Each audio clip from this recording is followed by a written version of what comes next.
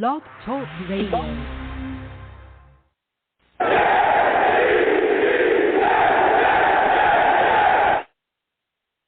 What's going on, folks? It's your boy, Long Beach Joe, and we back at it, baby. We back at it, all right? Got a lot to talk about, a lot of things going on with the Jets. We just brought in, made a new free agency signing that's really going to help us defensively, and I'm excited, cannot wait to talk to you folks about it. Again, 515-602-9639 is the number. We're going to get into it, but listen, I'm the man of the people. I'm here for the people. Let me shamelessly promote my Facebook page. Everyone go on Facebook, search The Long Beach Joe Show. Like that page. My content's up there. Go ahead and give it a listen. Message me. I'll message you right back. I love going back and forth with folks about this football team. Also, leave me some feedback. I love hearing about what you folks think I do here on The Long Beach Joe Show. So without further ado, folks, let's go ahead and get into the show. I am fired up. You can also follow my show as well on iTunes at The Long Beach Joe Show. I'm also on Twitter as well at YoungJ00.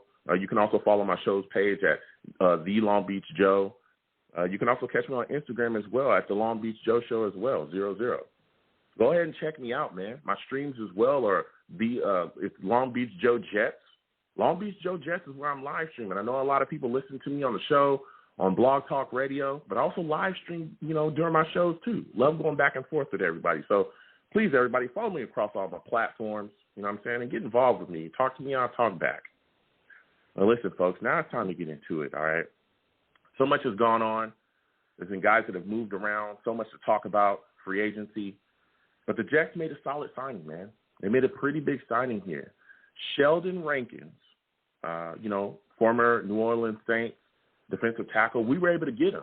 2-year deal worth up to $17 million. Now, I know that there was a lot of knocks on Sheldon. Some people didn't necessarily love the signing because he has a little bit of an injury history, just a little bit, He missed time as a rookie with a fractured fibula, tore his ACL in 2018. And, that was during a playoff game, though. You know what I'm saying? So he also had a foot surgery in 2019. He missed some games in 2020 as well with like a sprained MCL. But, at the end of the day, if this guy can stay healthy, which I believe he will, if this guy can stay healthy, he's a former first-round pick, dude, he will be a monster in this 4-3, a monster. I mean, he's already said he feels more healthy now than he ever has, If he can stay healthy with what we have inside, defensive line will be unbelievable. Look at the situation that we have. You got Fadukasi, you got him in the inside, then you got Lawson, Carl Lawson, a guy we just got in the Bengals. He's going to be out on the outside as a defensive end. And then you can also switch and put Quentin Williams on the opposite end of the defensive line as well at another defensive end spot. This line is going to be insane, dude. It's going to be insane. Who can block that? Who can block that? Who can block that, man? It's going to be crazy. I mean, I could just see us just being completely ferocious and getting after people constantly. There's so much, we've done such a solid job of plugging holes along our defensive line. You look in the past, we've had mad issues. We finally have a pass rusher, and we finally got a guy again in Rankins that we can bring in, have him on the inside. He's a scheme fit, and he's going to be able to be a beast there. And then you look at our rotation. Rotation is solid too. We got Shepard, Zungia. Then you look, again, John Franklin Myers. That could be deadly, dude. You're just going to be rotating guys and getting after quarterbacks and also stopping the run as well. I think we'll be a solid run-stuffing team. I'm telling you, this 4-3, Rankins, again, if he stays healthy, 4-3 could be one of the top D-lines in the league. With the additions that we've made, I'm telling you, we could be very good, especially with Joe Sulla. You know what I'm saying? Robert Sulla and Joe Douglas making sure that moves are still being made. This Jets defense could be nasty, dude. Could be nasty. Now, again, there's still positions that need to be addressed, right? There's still positions that we need to look at. And we'll talk about those today as well. We'll talk about the cornerback position because I still think that there's some needs there. We'll talk about the O-line. We'll talk about linebacker. We got Jared Davis as well, who will be in the mix too. I think we'll see him utilized in different ways. I think we'll see him, sent on blitzes and getting after the passer and all kinds of stuff because that guy has a motor. So we'll see a lot of different stuff, man. But I'm telling you, I like this signing. I really do. And I know that Joe Douglas, again, he's going to keep looking for guys. He's going to stay out there. He's going to keep everything open. But, this signing with Rankins, I like the move. I really, really do. So we're going to talk about that. We're also going to talk about, I guess Jets Twitter has erupted. Jets social media has erupted yet again. You know what I mean? Corey Davis, said in an interview today that, he signed believing that Sam Darnold was going to be the starter come, the beginning of the season. A lot of people feel a certain way about that, just to say the least. You know what I'm saying? A lot of people not exactly happy about that. You know what I mean? So we're going to talk about that. We got so much to cover. Marcus May also signed his franchise, tag. He's going to be making $10.6 million this year. Hopefully we'll be able to work out and, get a deal, get an extension for him and keep him here. Make sure we re-sign him, get him a solid deal, have him here for years to come because he's one of the better safeties in the league, period. But he damn sure is one of the best players on our defense, and he's one heck of a cover safety as well. Guy's unbelievable, So we're going to talk about quite a bit tonight. We're also going to talk about, guys that we missed out on because I know a lot of people are upset about us missing out on Keanu Neal and Kyle Fuller and Adoree Jackson. We're going to talk about quite a bit tonight. I'm telling you guys. You guys better be ready. So, again, 515-602-9639, 515-602-9639. You can call in. The lines are open. Call in. Lines are open. You know what I'm saying? We got some callers on board. We're going to get to everybody tonight. Again, if you call into my show, do not curse because I will get you out of here fast. I'll get you out of here fast. I'm telling you. Faster than we got Henry Anderson out of here. That was fast.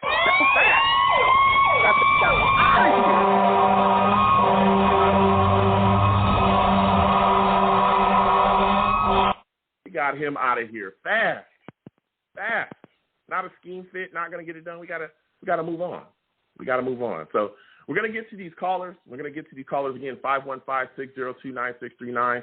515-602-9639. Call in. We're going to talk about it. We're talking about defense. We're talking about the signings. We're talking about the offense. We're talking about it all. So first call I'm going to get to my guy E, man. My guy E is already on the line. You already know he's going to bring it. E, what's going on, my friend? Good to hear from you tonight. Give me your thoughts on the Jets signing Sheldon Rankins. How do you feel about this, man? What's going on, Joe? Hope you're doing good, man. So at first, honestly, I was confused, man. I didn't really get it, and then I kind of thought a bit more about it. When you think about it, your best D-lines aren't just going to be the guys, the four best D-linemen in the league. You need some good depth, yep. And don't forget, it's not just like he's a backup or whatnot, or you're going to make Foley a backup. These guys are going to rotate in. You don't want at the end of your game your defense to blow up a game because they're so tired because they've been on the field so long. So this gives you so many options. Robert Saleh, really emphasizes his defensive line. So I actually really like the move. It's interesting how, versatile our line can be. I think our kind of base defense is going to be like, obviously, Lawson on the edge. I think we'll get another edge rusher. I think also John Franklin Myers has a bit of edge experience, defensive end experience. Yeah. So maybe he can play on there. Quinn Williams is our dog, man. He's going to be there most of the time. And then, Rankins, she's going to be great. Foley can be in there for just running plays, like first and second down.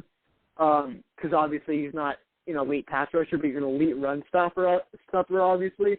Sheldon Rankins brings you the kind of the opposite of Foley. He's a good pass rusher, And after seeing that video of him saying he got asked what's your favorite part of Thanksgiving, he said, the family and stuff's cool, but I'm 300 pounds. I like mac and cheese. I like honey roasted ham. Yeah. I like apple pie. I was sold. I was sold after that, man. Man, that was hilarious.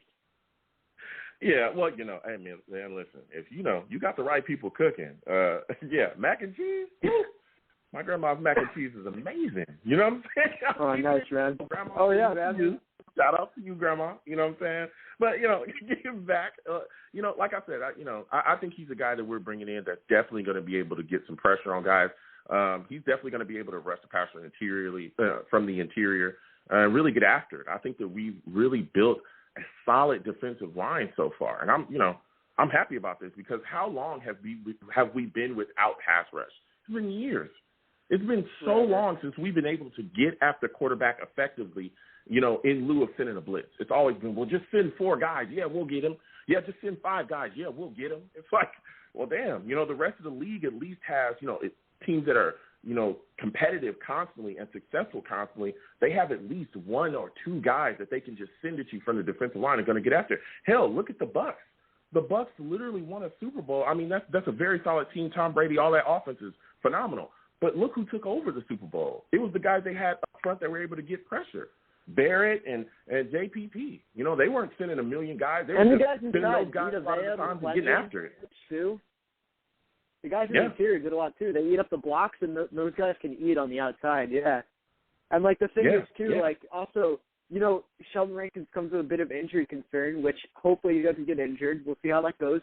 But the depth we have behind is phenomenal. I mean, Kyle Phillips, Nathan Shepard, you've already seen his 3rd-round pick. There's something there. Maybe he can play a bit on the edge. Bryce Huff, he can come in on, 3rd-down pass rush situations.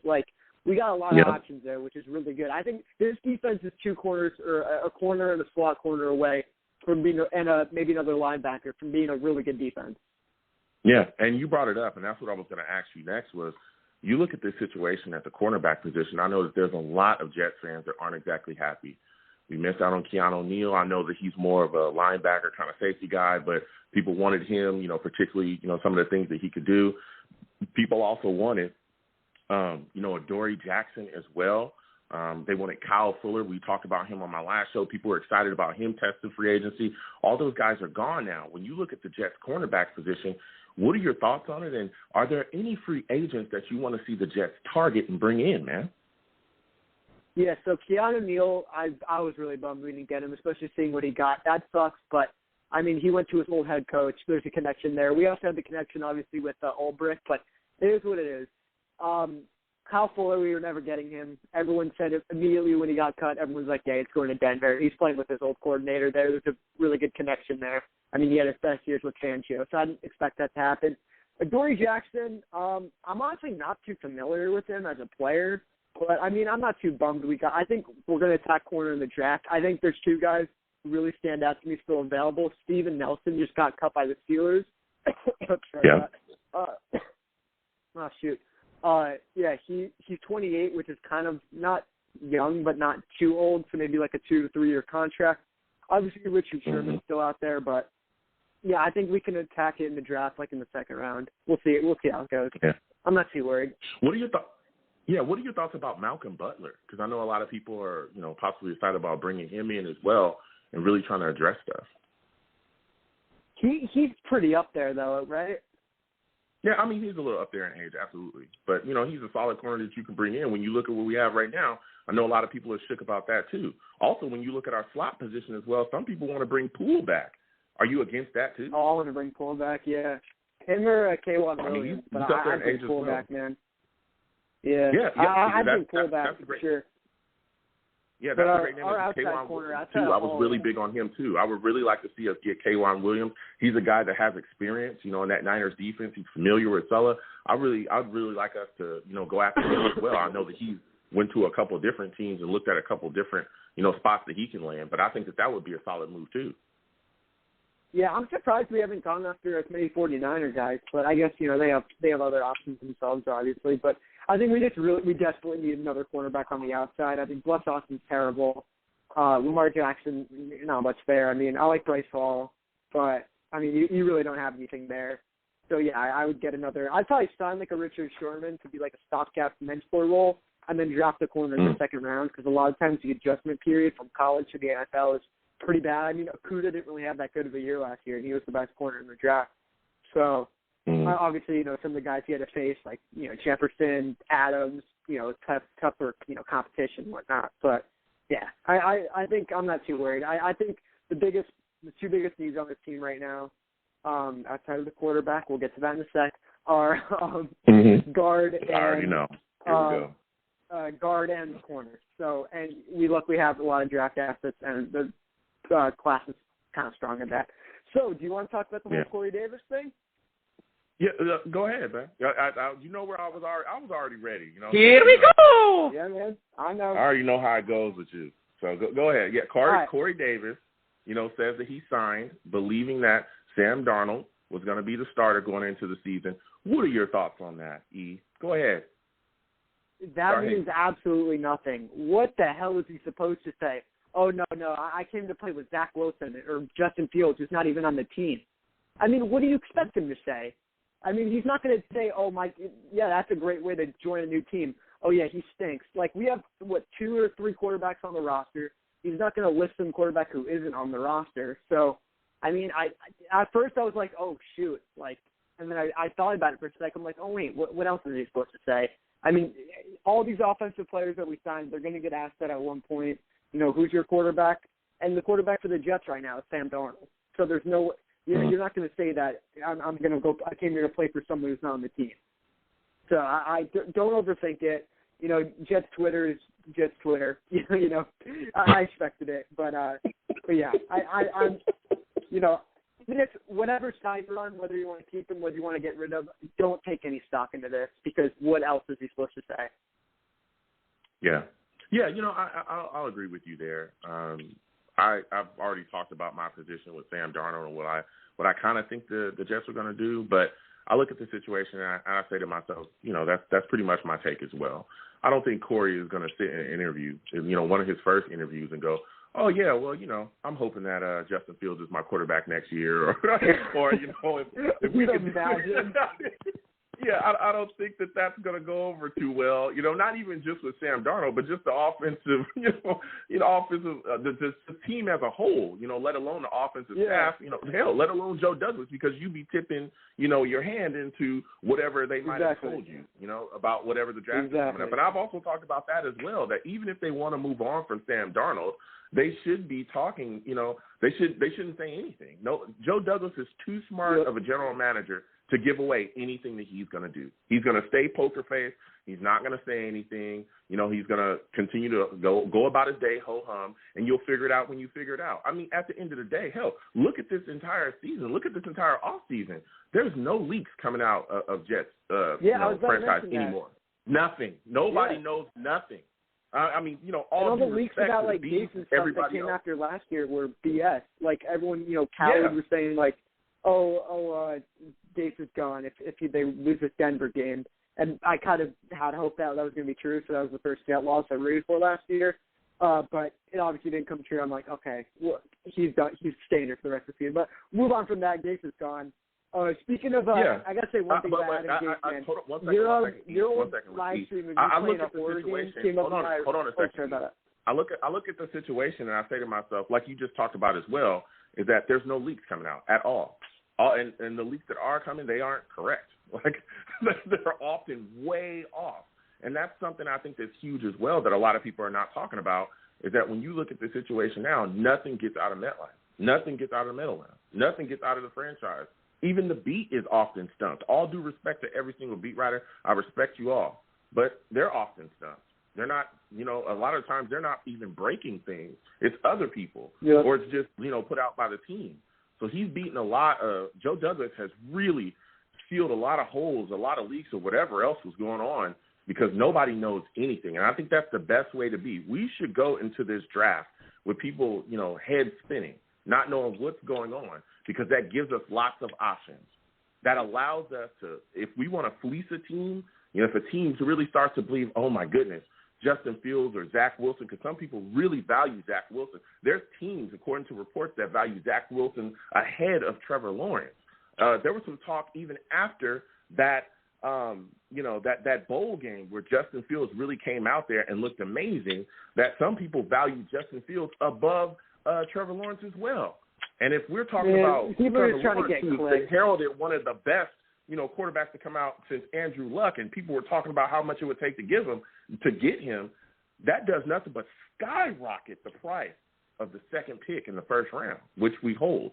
So if Joe Douglas is smart, and he clearly is a very smart man, he's not going to say a word. He's going to keep his mouth shut. Everything's going to be zip buttoned up, and you're going to pay the price if you want to move up to 2. Go ahead and give me your thoughts on that, E. All right, one more thing, man. I saw one of your old streams, one of your gaming streams popped up in my recommendation. I watched it the other day. you're playing some horror games, dude. The comments you were making about like, yo, you're getting chased by some random guy. You're like, yo, it's Adam Gase, and they're like dead people. It's like, oh, it's old McCagan draft picks. Dude, I laughed my ass off. That was so funny. Oh my God! They're like, oh, it's Sal Loggins. Like, you gotta do that again, man. Yeah, for those of you that are listening to me on Blog Talk or watching the stream, I also, outside of just Jets content, we also play games when I can because my schedule is crazy. I'll get back to it, believe me. I know people want me to absolutely attack that. I really enjoy having fun with y'all and just talking and doing everything and playing the games. I will get back to it, but my schedule just got to clear up. So, listen, man, I want to thank you for coming on. I want to thank you for calling in. It's always great talking to you. I got to get to the rest of these lines, man. You have a good night, my friend. You too, man. Have a good one. Man, he calling in with the fire, bruh. He's calling in with the fire. Salutes to him, man. Salutes to him. He's always a good call. He knows his Jets, and he has his takes, man.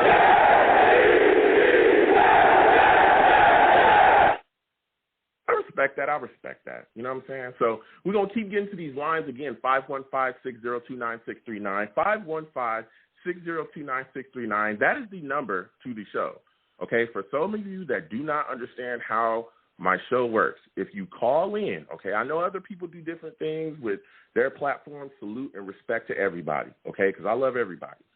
But when you call into my show, you will go into a queue. I can see you, okay? Do not call in and hang up, call in and hang up, call in and hang up. I will get to you. Everybody will get their time on my show. I want to respect everybody's time.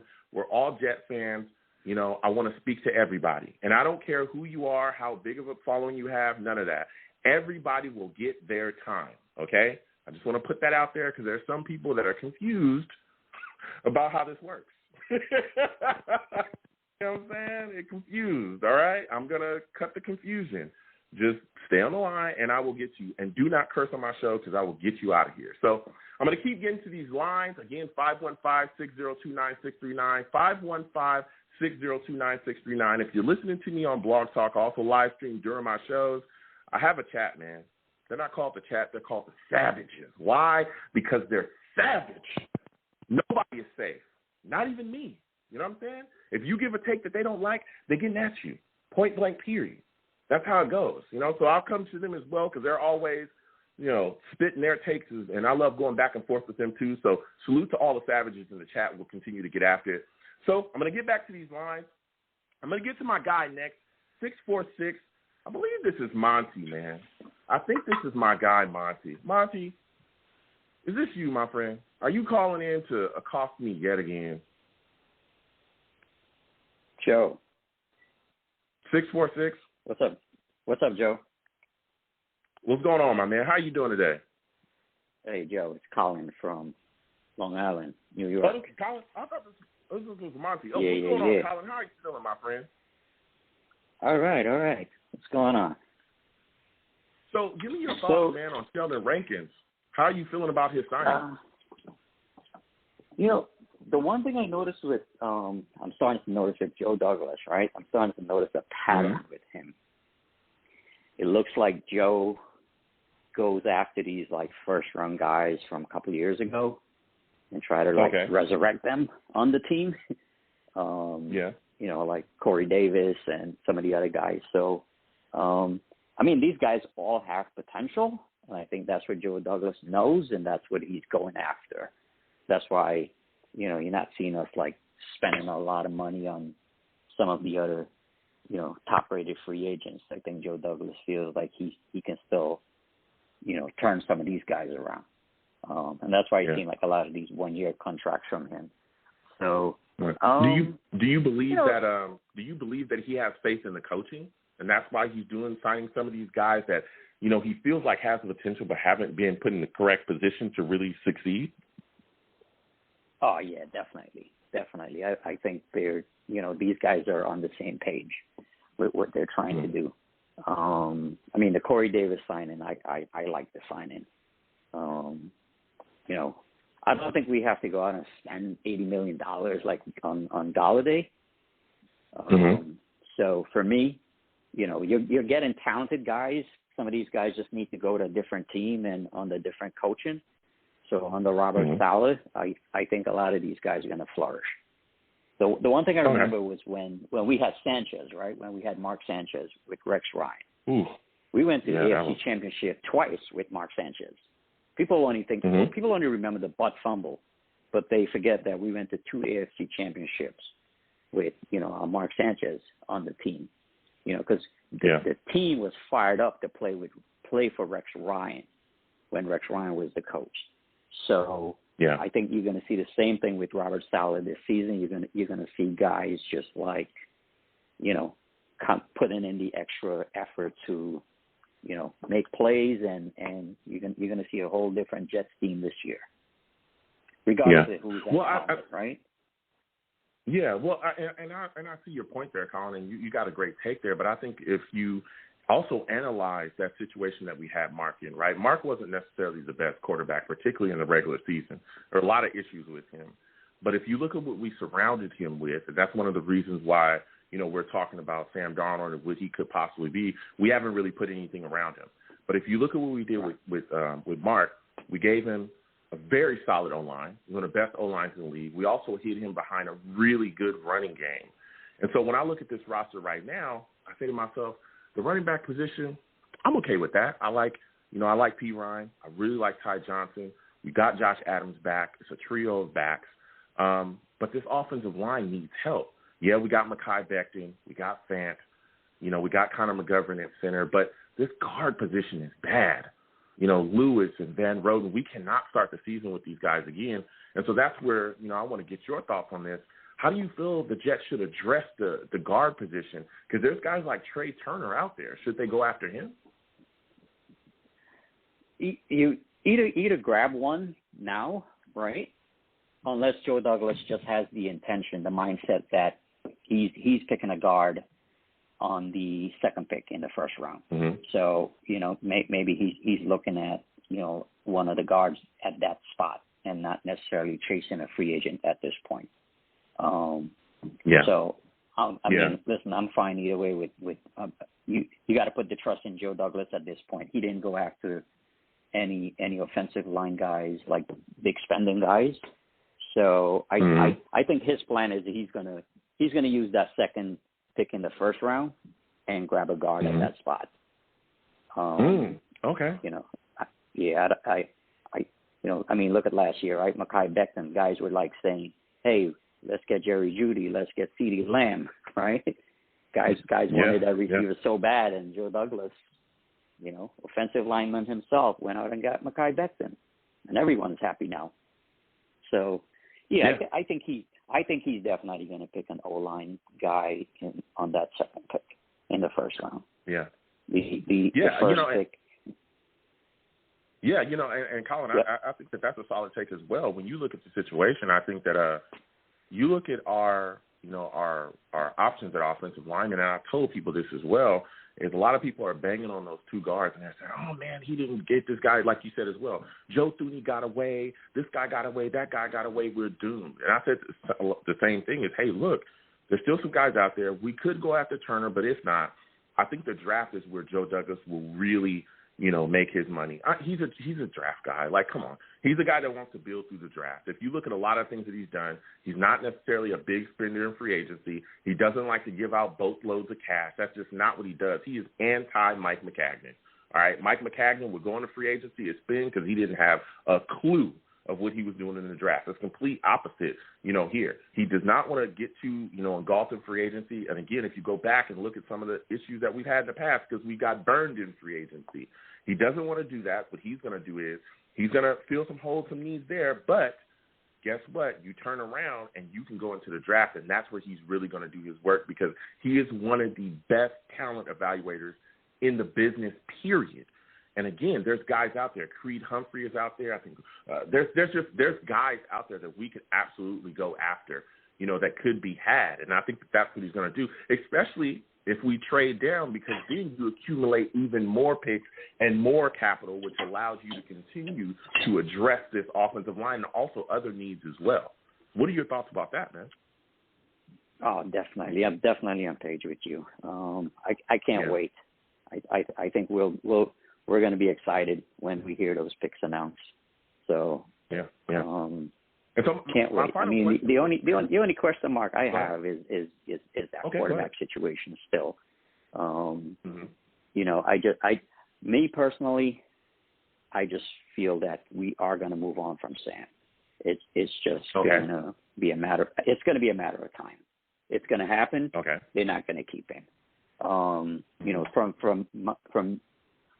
me, like personally, like, you know, in management and everything like that, when you're moving on from someone, you know the signs are on the wall. And when Joe Douglas is going to other quarterback pro day, right, and you're not committing to the guy you have, right, that's a sign that they're gonna move on from him.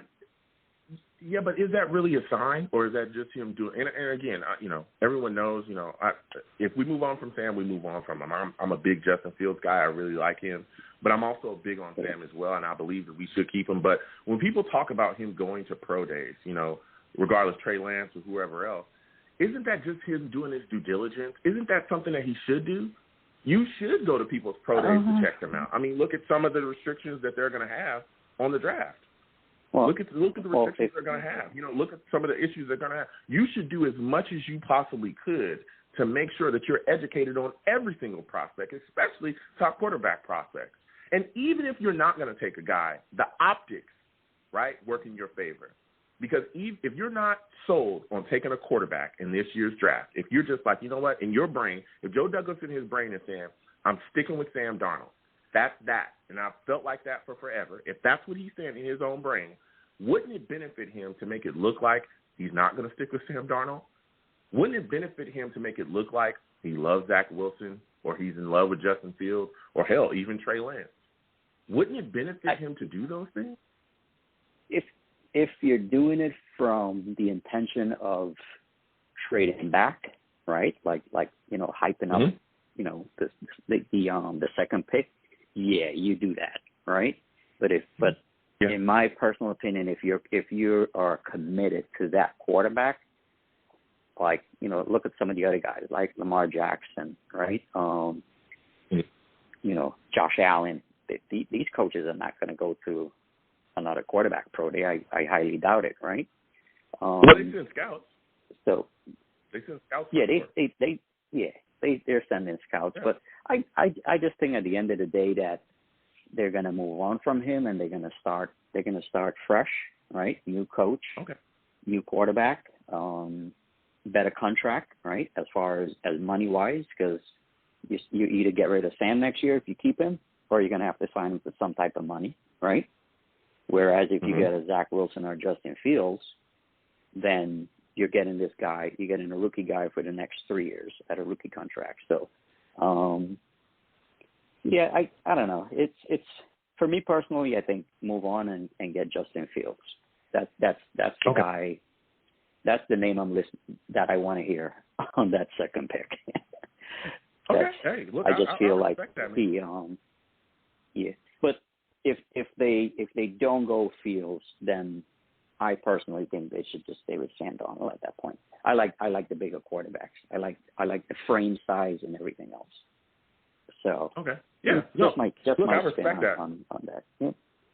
Yeah, I respect that. Listen, Colin, man, I want to thank you for calling in, man. I love speaking with you. Next time I have a show, I want to hear from you. All right, my friend. Yeah, I keep missing your notifications, and then I come on and I see you already had your show, and I was like, oh man, I missed the show.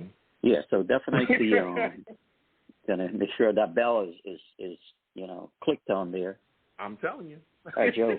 You have a good night, man, and good work. Good work. Thank you so much. You have a good night as well, and again, thank you for supporting my content. Look, man, calling in. There's a lot of fans. I understand it. Some, want to move on from Sam Darnold. Some are set on it. They're ready to go. And I get it, man. I get it. I have my takes there. Like I said as well, I'm a big, Justin Fields guy. I like him a lot.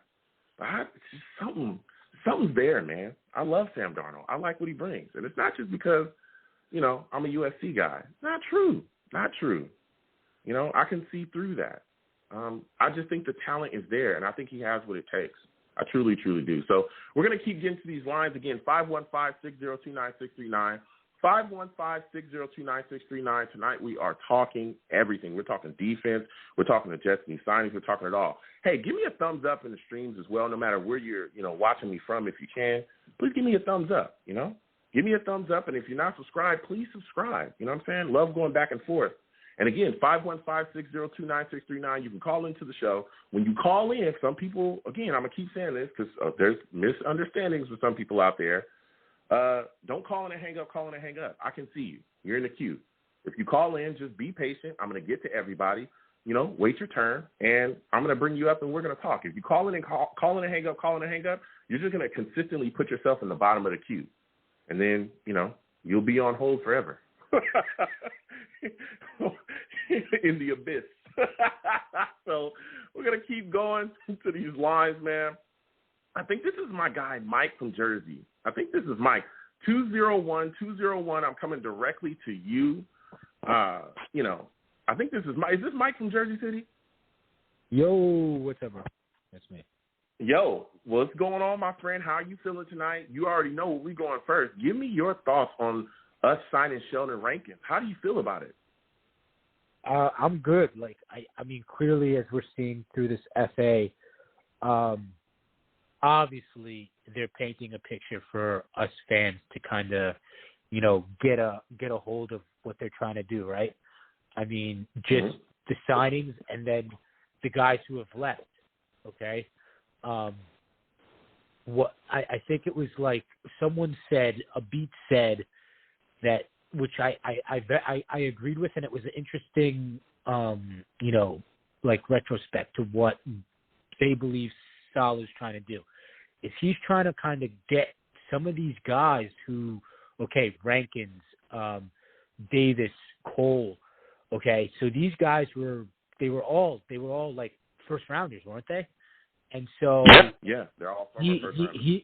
He believes that they haven't, shown the true potential yet, that that their beast inside of them hasn't been cracked open. And, whoever, I forget who tweeted this, but he said he believes Salah's belief is like he's wanted to bring in these guys because he believes he's going to be able to get more out of them, right? So, with Rankins especially, I mean, Lawson, Rankins, Quinnen Williams, Fadukasi, just these John Franklin Myers. I mean, we're going to have a very, very quiet, some of the names aren't still there, but very destructive defensive line this upcoming season. Now, whether or not they'll be destructive enough to kind of hide the issue currently at hand, where we're kind of low on cornerbacks, that has yet to be seen. Hopefully, they still get a guy to come in. I'm seeing, the Steelers just released to Nelson. At this point, I'll take anything. But, hopefully our defense is taking a huge leap in the right direction with, starting with guys like Geno Rankins. How do you feel about him?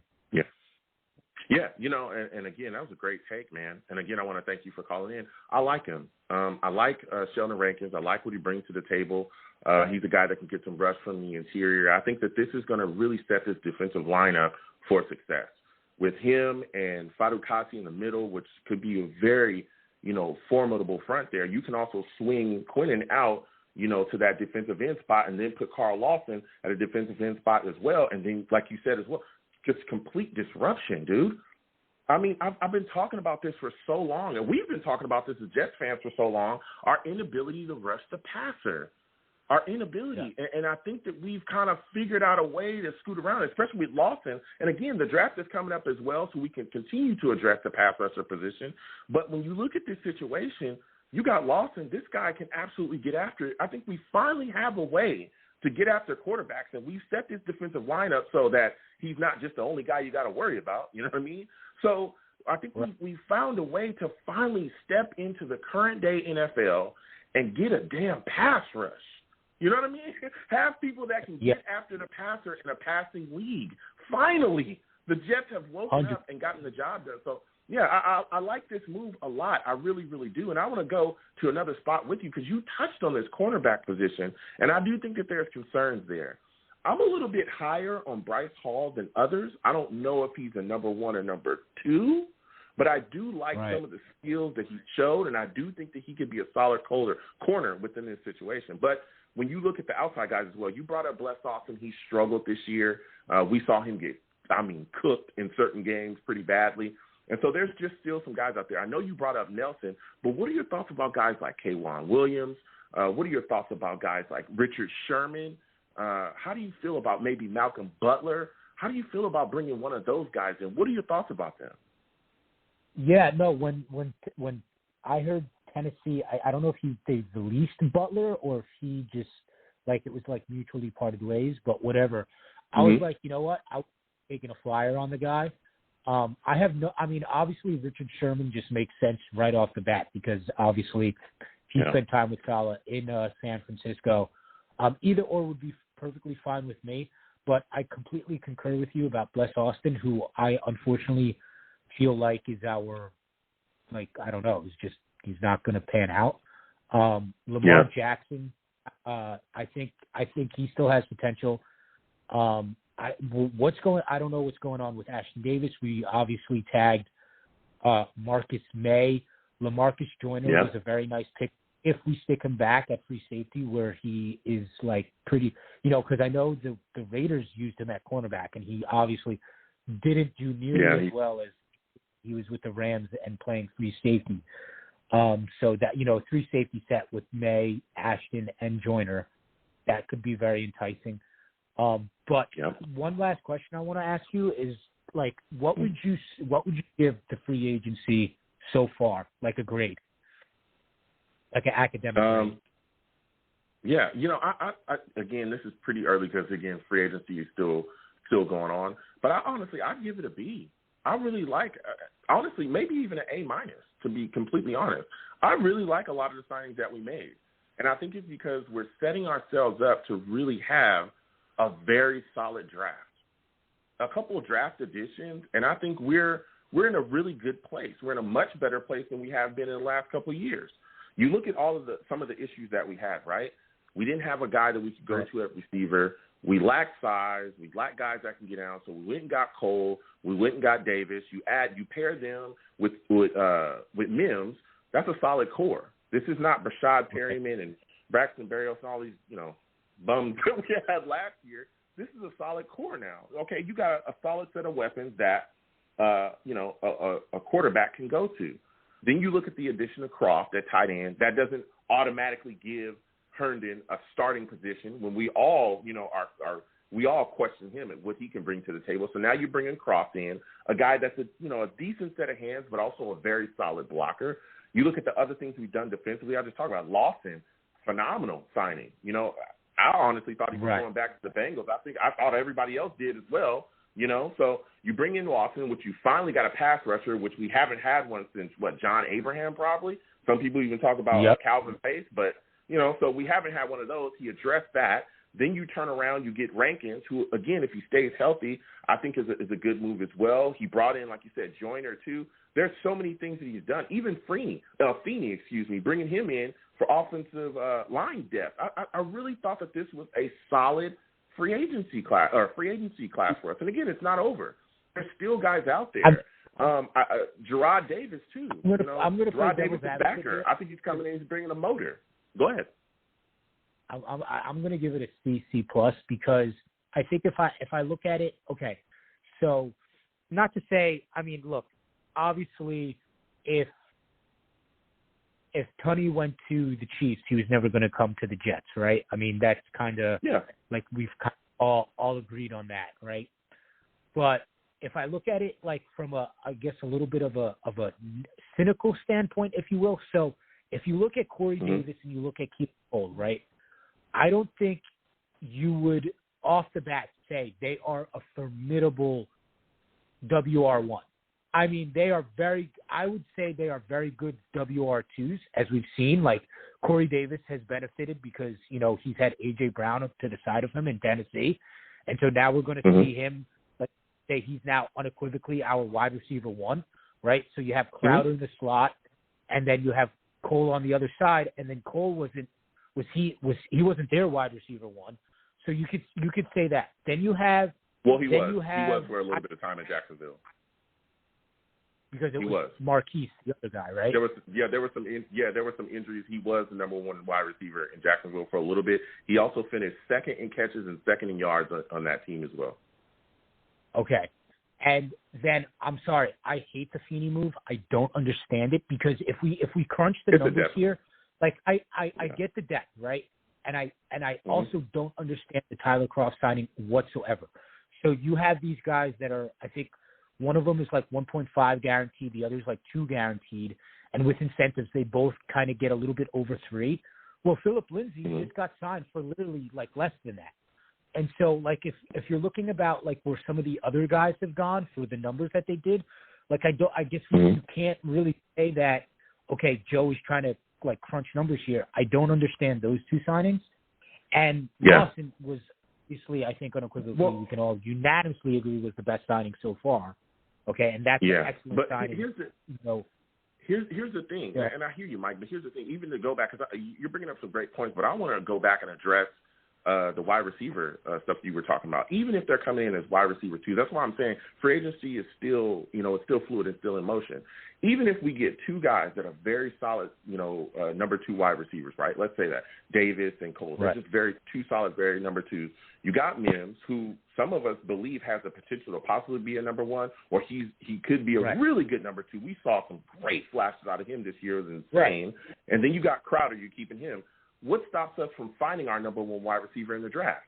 We got 2 first-round picks, options galore. The draft is filled with wide receiver talent. Jalen Waddle. My next question to you, and I don't want to keep you got a little ton of balls, but it's like hold on a second, Mike. So you go on, and again, I think a lot of people are looking for us to utilize free agency to just solve all of our problems, right? There were guys out there that were number 1 wideouts. Look at what Kenny Galladay got, Juju, all these guys. But I think that Joe Douglas looked at it like, okay, I'm going to bring in the guys, that I can. I'm going to bring in guys that are going to fit. They're going to be solid. And I'm not going to spend Kenny Galladay money. And Kenny Galladay is phenomenal. But I'm not going to spend what the Giants spend.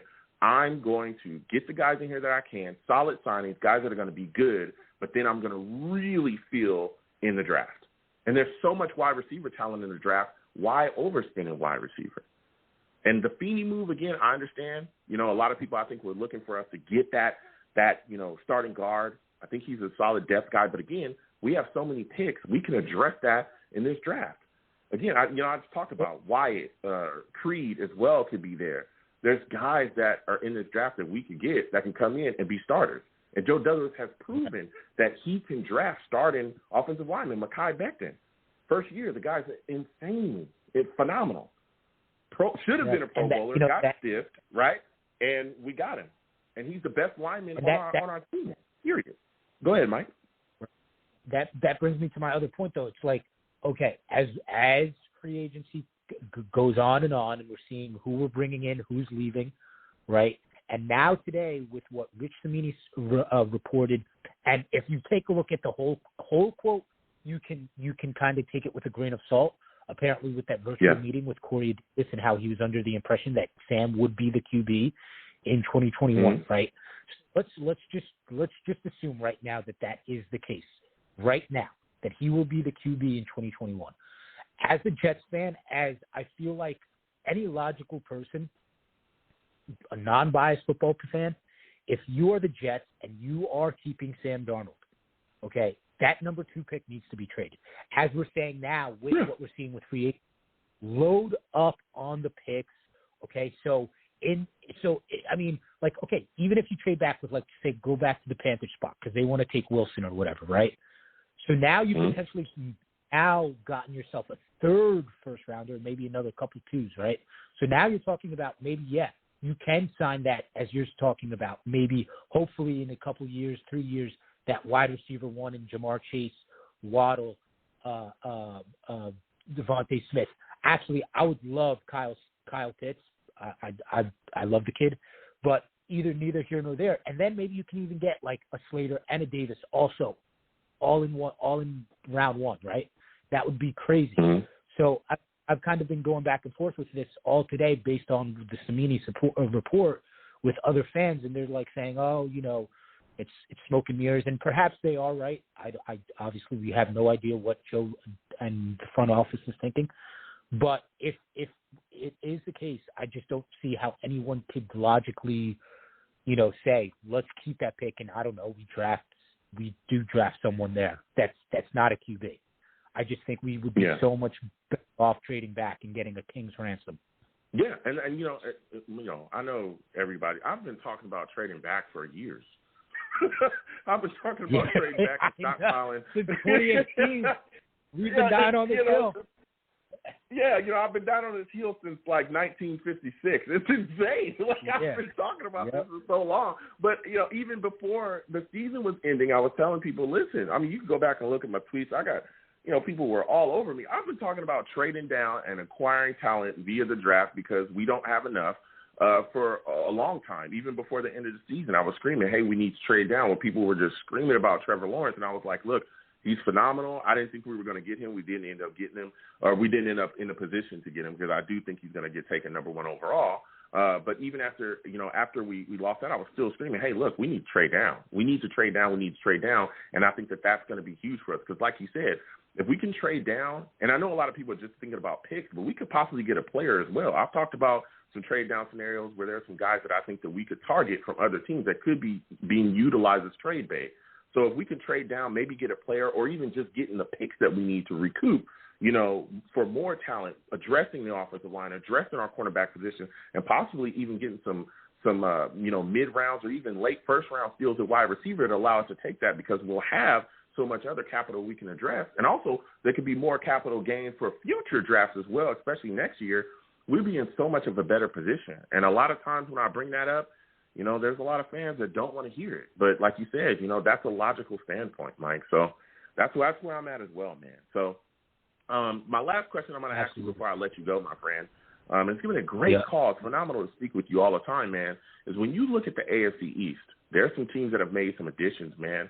I know that we've done our thing, but, man, what team concerns you the most right now just looking at their free agency acquisitions, man? I mean, are the Patriots up there for you with the double tight end, signings they made that were big? The Dolphins have made some big signings. Hell, even the Bills with Emmanuel Sanders. I mean, how do you feel about that, and who are you most concerned with as of right now? Bills still. Look, Patriots want to make the noise. I just think the Patriots free agency just screams desperation. They still have Cam Newton as a QB, so unless he decides to reverse 5-6 years and go back to 2014 or 2016 Cam Newton, then I don't think any of us have anything to worry about. I mean, Jonnu Smith and Hunter Henry, nice pickups, but I still think so. Now you got Sanders, you got Diggs, and you got Cole Beasley, right? For Josh Allen, and I mean the kid's probably still going to be growing, still progressing. So I mean I still think Bills are the head honcho here. As for the Finns, the Finns are a crapshoot, right? I mean they're going to go as far as Tua takes them, one would think. So, if right now, based off of everything I'm seeing, as an unbiased fan, of course I want the Jets to do well. I would, Bills winning it, us and Finns for second place, and then Patriots last place, because I just think Saleh's going to come here. I mean, call me biased, I don't care. But Saleh really, I think, it's just going to take him a second, a night, a day for, the all gas, no brakes. It's really going to resonate with all the guys. And I just think we are going to see, a vibrant, a healthy, a lively team this season. I don't know. Maybe my hopes are a lot bigger, but that's what I'm hoping. No, yeah. Look, Mike, I hear you, man. You came with great takes. Listen, I got to get back to the rest of these callers, man. I got a lot of callers that I got to get to them. Thank you for calling in. Next time I have a show, man, I want to hear from you. All right, my friend? Absolutely, bro. Take care, all right? All right. You have a good night. Yeah.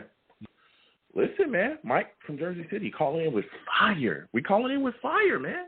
There's a lot of takes. I'm going to keep getting to these lines again, 515-602-9639, 515-602-9639. Call in. All right, when you call in, if you hang up and call in, hang up, call in. I know other people do different things, on their platforms. I have you in a queue. I can see you. All right? You call in and hang up, and you're just going to put yourself into the abyss, and we'll never hear from you. We'll never hear from you. You know what I mean? Just waste your time. I'll get to everybody. Also, don't curse when you call into my show. I'll get you out of here. I'll get you out of here fast. Faster than we got gays out of here.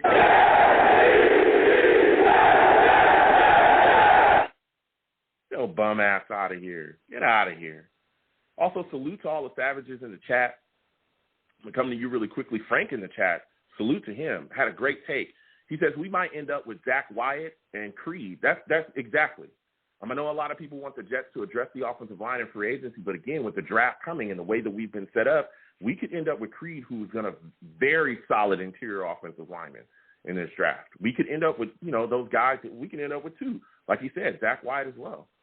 We could end up with some guys, man. So, I'm not necessarily, as upset as others are about us, not getting Thuney or us not necessarily getting, big-name free agent offensive linemen, because there's still hope out there for us. So I'm going to get to these calls. You know what I'm saying? We're going to get back to these lines quickly. I'm going to get to Steve, and then after that, we're coming to Macau. We're going to keep rolling, man. My guy Steve is up, man. Steve. What's going on, my man? How are you feeling? I want to thank you for calling in tonight. Give me your thoughts about the Jets signing Sheldon Rankins, man. How are you feeling about it? Well, first off, Joe, thank you so much for having me on the show tonight. And here's the thing. So I guess that's the first thing we talk about, because there's a lot of things we got to discuss. So here's my thought on the Sheldon Rankins signing. Here was the thing with this. The one thing I was concerned with him was his injury history, because he does have injury history. But I got to tell you something. When he is healthy, he's a monster. The best season he had in his career was in 2018, which was his third season with the Saints. The guy was an animal on the defensive line for the Saints at times. There were even at times where people did say that he was the best defensive player. They even said that he was even better at times than Trey Hendrickson was, another player who we looked at free agency. But no, and the signing was solid. So now I'm going to get to some things here. Joe, this last week and a half of free agency that has been going on, there have been some Jets fans that are just getting me really, really fed up and angry. And I'm going to say what's going on. See, into the here we go. All right, thank you. Going into this offseason, all the Jets fans were expecting Big Joe Douglas to spend all of this money. Like, we have the second highest amount of cap space going into free agency. And let me tell you something. These signings that Joe Douglas has done, with these one-year deals, and then everybody is all calling Joe Douglas cheapskate Joe. Like, okay, they were all saying, why couldn't we go out there and sign Corey Linsley? Why couldn't we go out there and sign Joe Thuney? Why couldn't we go out and sign, like, for this player and this player? Because I'm going to tell you something right now, and this is honestly something what an NFL general manager of an NFL organization has to do. Because, honestly, the way of how I see this is that I do see where Joe Douglas is coming from. He wants to build through a draft. Like, what Jet fans don't understand is that you have to build through this draft at times for your team to be successful. Now, here was the thing. Over this past weekend, I had a very nice conversation with my father about this. My father, who's a Packers fan, but he roots for the Jets for me. And he even said to me, reading in the paper and reading what the NFL analysis were even saying, a lot of people are saying that the Jets have been one of the biggest winners in the NFL free agency. You know why? They've made some solid signings without overspending. They even got some dedicated players on the team who are really good. And Joe Douglas is being very, very, very capable with the cap space. You don't want to overspend on too many players. Like, listen, when the Giants signed Kenny Golladay, and I even told you this, Joe, a couple of weeks ago, I didn't want Kenny Golladay to come to the Jets. Number one, because he was going to ask for a lot of money, and number two, his injury history. He just had hip surgery last year, and look at what David Gettleman and the New York Giants did. They gave him $18 million per year, 4 years, $71 million, $18 million per year, and that is way too much to give for a player. I mean, listen, Kenny Golladay is great when he's healthy, but the last couple of years, he hasn't been that good. So Joe Douglas has done phenomenal. In Joe, we trust. Yeah, look, listen, Steve bringing the fire, man. Just early, you come with the takes. I tell everybody, Steve is all about fire.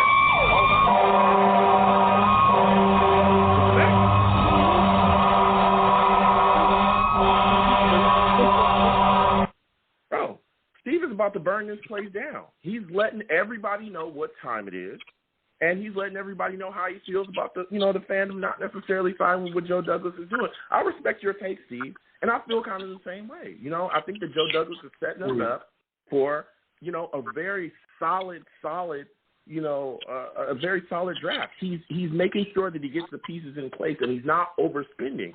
I heard a lot of the same things, Steve. I know a lot of Jets fans wanted us to go out and get Kenny Golladay and a lot of these big name guys. But we didn't do it. You know what I'm saying? We didn't do it. No, we stayed the course and we made some solid signings. Go ahead, Steve. Go ahead. And I was happy with getting Corey Davis. I even told you Corey Davis was the receiver I wanted the Jets to get. And that ended up happening, which I was great. And look at what another thing he did, getting Carl Lawson. Let me tell you something. I learned a little bit more about why Carl Lawson came here. There was a story about this. Lawson was offered more money by other teams. But the reason why he came to the Jets was for two reasons. Robert Saleh, because he loves his coaching style, and number two, to pair up with Quentin Williams. And he took a cheaper deal.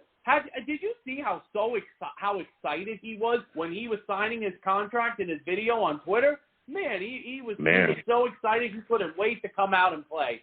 Now, here are some other things now I'm going to talk about, because now I want to talk about the whole thing with the quarterback situation.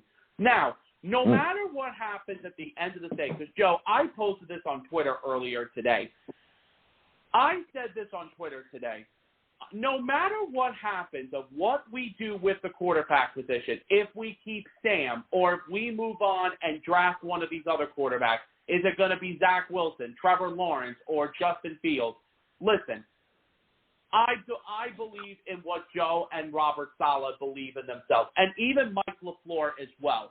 Listen, obviously Zach Wilson is going to have his pro day on Friday, so we're going to be getting notifications on Friday when Joe Douglas goes to Zach Wilson's pro day. But you know something? Because oh my God, Joe, it's just ever since after when the season was over, it's been going on since January. And we're in freaking March right now. We don't even know what the hell is going to happen. We don't know what's going to happen, Finn.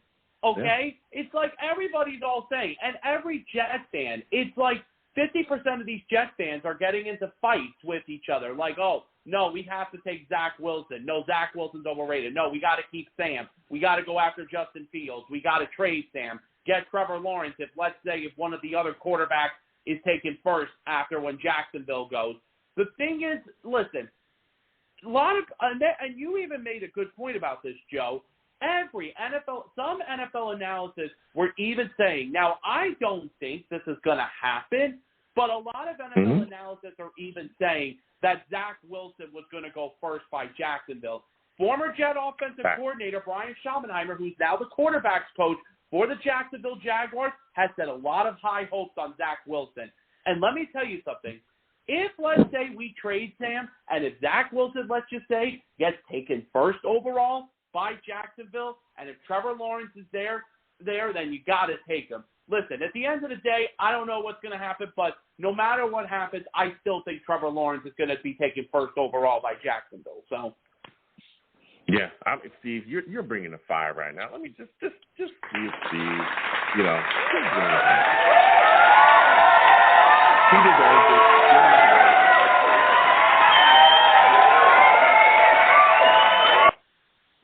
Man, Steve, you you just brought the show down, man. You just blew this place down. You brought the fire.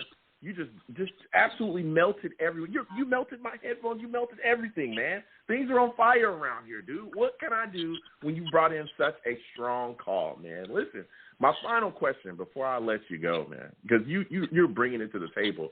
When you look at the rest of the teams in the AFC East, some of the signings that they've made, who are you most concerned about right now, just based off of some of the signings that they made? I mean, to me, the Patriots are looking very solid, man. I mean, they went and got that double tight end. They got the two best tight ends in free agency. They're going after guys. Who are you the most worried about at this point? No, well, the way of how I see this is this, okay? Now, Buffalo has made a couple of things. I mean, Buffalo, they re-signed a few of their players that they wanted back, which they did. Obviously, they did let a couple of their players go. Buffalo, to me, is still the team right now for the AFC East. As for New England, listen, New England, I had a feeling after the kind of season that the Patriots had last year, even though Cam Newton is still going to be the quarterback, I mean, I think New England made a mistake by bringing Cam Newton back in because I really felt that the Patriots were a team that maybe needed a quarterback. Heck, maybe if they're lucky at number 15 on draft night, because that's the night when they're going in the first round, if there's a quarterback there for them that they really like, they're going to take them. But the thing is, I think re-signing Cam Newton was probably one of their mistakes in free agency. Another thing that they did was when they overpaid for Kendrick Bourne. I mean, listen, listen, Hunter Henry and Jonnu Smith, listen, I do understand that they like to use the tight end because the Patriots were always known for the tight end. I mean, back then when Brady and Gronk were on the team because they always had that connection at tight end. I mean, I can understand them. I mean, listen, New England went on a shopping spree in free agency. It basically showed how last year, how they were kind of embarrassed, how they wanted to get some playmakers in. Now, as for Miami, has made some good signings in the offseason. I mean, obviously, one thing was they did find a backup for Tua. I mean, now Jacoby Brissett. So, I mean, here's the thing. I'm going to be a little bit worried about what Miami does in free agency, Joe, because let me tell you something. That trade that they made with the Houston Texans a couple of years ago, when they traded Kenny Stills and Laramie Tunsil, and when they got 2 first-rounders back, I mean, last year with that first pick, they took Noah Ibanaganye, who was a very good special teams player and, a decent defensive backup. But now it's going to really depend on what they do with that pick. And the thing is, Miami is going to be heading in that direction too. Listen, here is the thing right now, Joe. Everybody's all telling me, so Steve, who's going to win the AFC East this year? And, what's going to be the Jets' record? I said, okay, time out for 1 minute. We're only in March right now, okay? We haven't even gone through the draft. We haven't even seen the schedule yet. We haven't even had training camp yet. It's like, come on. The season hasn't even started yet. And you want to talk to me now about where the record's going to be right now? I mean, I do think the Jets are going to be better this year than they were last year at 2-14. It's just going to be 1 week at a time and signing and see what happens. We got to see what happens. Listen, Steve, again, more fire from Steve, man.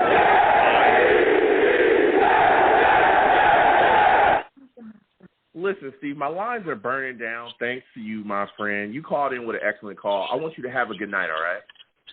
You too, man. Bye-bye. Oh, man, Steve calling in with nothing but blazing takes, dude. That was an insane call. I don't know what to say. I'm just going to keep going to the lines, all right? Salute to everybody, 515-602-9639. Again, 515-602-9639 is the number. If you call in, please be patient. Wait on the line. Don't call in and hang up. Call in and hang up. You'll be in the abyss. I'll never see you. You know what I'm saying? So we're going to keep getting to these lines. We got quite a bit of callers. I'm going to my guy, Macau, man. I'm going to Macau. I want to hear Macau's takes. I want to hear what Macau has to say. 817, I'm coming directly to you. Yo, Macau, give me your thoughts about the Sheldon Rankins signing. How are you feeling about that, my friend? What's up, Joe? Oh, you are right. Bring the energy. Joe. Let's go. Joe. Joe, I'm sorry. The rank, again, you can't be upset with Joe Douglas for bringing in potential. Injury prone a little bit, potentially, but again, the man saying he's okay, so that's all we could do is roll with that. And again, when he's healthy, like the previous caller, he is the demon. I mean, straight demon status when the man is healthy. I'm sitting there looking at highlights, like that strip that he had on Juju to win the game. I'm sorry, like that is what you need. Last minute hustle play, smart football move. It was like that was beautiful. Mm-hmm. If he can stay healthy, I'm sorry, the man. I take it back. I don't think the man about to uproot Fulikasi, but great rotational piece, and I think he can honestly, earn himself some time. But I'm loving it. Yeah, and I'm right there with you, Mikal. I look at the situation and I say he doesn't have to uproot, Foto Fatukasi because they can be on the line together. We're in that 4-3. So you can have him and Foto on the line together. You can have Quinn Williams on the outside, and you can have Lawson on the outside too. And let me tell you something. I want to see who's going to be able to block that. Exactly. I want to see who's going to block that, dog. Right? If you tell me I got to block Quinn and then I got to block Lawson, okay, I'm spazzing. Then over here, we still got to take care of Rankins, and I don't want to deal with that for 4 quarters. That is matchup nightmare. And again, all that is going to do, and they keep talking about it. Cool. So right now we got an issue with cornerback. We haven't addressed it, but if we end up rolling with Bryce Hall and maybe bringing back Poole, and I don't know this crazy thing where we address cornerback in the draft. Because there's still some, Asante Samuel, I'm sorry, Asante Samuel Jr., still my boy. JC, he could be there. The lineage is there with those two. So, I'm fine with it. In some crazy world where Patrick Surtain Jr. dropped, I don't know, maybe beat a chick up or something. I'm taking we can see what happens. I mean, there's, like you said, Mikal, there's a lot of guys that could end up being out there. You know what I'm saying? And again, like you talked about in the draft as well, I've heard of Asante Samuel Jr. A lot of people were talking about him before the draft. He could be there at 23. He might be there. Some people are saying he may slide into the second round. I don't know. But, again, we have options because we have so many picks, especially if you trade down. That opens up your options even more. But I want to stick with this because you were talking about the draft and continue to address spots. I know people talked about the cornerback position. We talked about the defensive position. Going to offense, a lot of people are banging on that we don't have 2 starting guards. What are your thoughts about that? And are you upset that Joe Douglas hasn't signed a guy like Thuney, or do you want to see him go after a guy like Turner from the Chargers, who's a free agent now currently as well? I mean, Joe, you already know. Look, I talked about it last week. When Wayne gets Thuney, my little heart was broke. that was my biggest toy that I wanted for the offseason. Hey, whether it be Sam, whether it be Zach, whether it be Justin, I wanted another anchor to shore up that offensive line. But, hey, what's done is done. Me personally, I'm cool. I'm cool with not taking flyers on Turner. I would rather bring in a young guy during the draft. This crazy thing where you build them all up, let them grow together, let them learn each other's strengths and weaknesses. That's part of being on the offensive line. Like I always knew what the person next to me was good at and what he wasn't. That's part of being on the offensive line. I can account for you. So I don't have any problem with drafting a young dude and watching that drafting two, 3 young dudes. And, hey, if the talent's there, if you win that starting job, y'all growing up together. Yeah, I'm right there with you. And so my final question for you, Mikal, because you're bringing the fire right now, there's a lot of people upset about what Corey Davis had to say today, man. He said he signed under the impression that Sam Darnold was going to be the starter, this coming season. What are your thoughts about that, man? Do you feel like people are just overreacting? I mean, personally, yeah. I mean, that's one of those things, again, everybody got to be professional. I mean, that man at work, he can't go out here, whoa, I don't know, no, I'm not here for Sam. I'm here for Justin Fields, whoever we draft. I mean, there was no way that man could have came out and said that. He came out and said exactly what he needed to say. He did ruffle any feathers. I mean, he did and said what he was supposed to. Now he might in fact know, hey, more than anybody, where Joe Douglas's mind is at with this whole thing. I'm hearing that Zach Wilson is a foregone, conclusion. Like that is the dude. I'm hearing pretty much just a, hey, you know what, got to get a physical, and it's a done deal. But I mean, as far as him making them comments, I think that was probably the most professional thing he could have said. I mean, if I was him, I would have said the same thing. Yeah. I completely agree. And again, I don't think Joe Douglas is, I'm pretty sure he signed under that impression. But Joe Douglas, again, if his mind does change, it changes. But I don't think anybody's really going to know what's going on because we've seen no leaks. We've seen no one that truly has a clue of what's going on there, with the Jets organization as far as free agency moves or even, some of their drafts. So we'll see what happens going forward. But again, Joe Douglas has kept everything sealed, tight, buttoned up. Nobody knows nothing, not even the beat. There's no leaks. There's no nothing. You know what I'm saying? That's something that's changed. There's been a huge change, since he's been in power. But, Mikal, listen, you brought the fire tonight, man. You brought the complete fire. I want to thank you for calling in, man. I got to get back to these lines. You have a good night, my friend. You too, yo. Be safe, Joe. And everybody out here saying Corey Davis can't be a number one wide receiver. I'm sorry, I beg to differ. Have a good night, y'all. All right, you have a good night, man. Ooh, listen, Mikal brought the fire, bruh. Mikal brought the fire. Salute to him. Give him a hand, man. Give him a hand.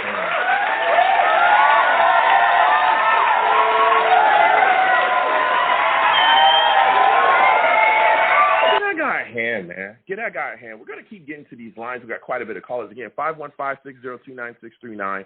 515-602-9639. Call in. Please do not call in and hang up, call in and hang up, call in and hang up. You know what I'm saying? You'll be in the abyss. I'll never see you. You know what I'm saying? Just call in, waste your time. Everybody will get on. You know what I'm saying? We'll talk to everybody. I respect everybody's time. Also, wherever you're watching me from, please give me a thumbs up. You know what I'm saying? Thumbs up my stream. If you haven't subscribed on YouTube, please subscribe and turn on your notifications. You know what I'm saying?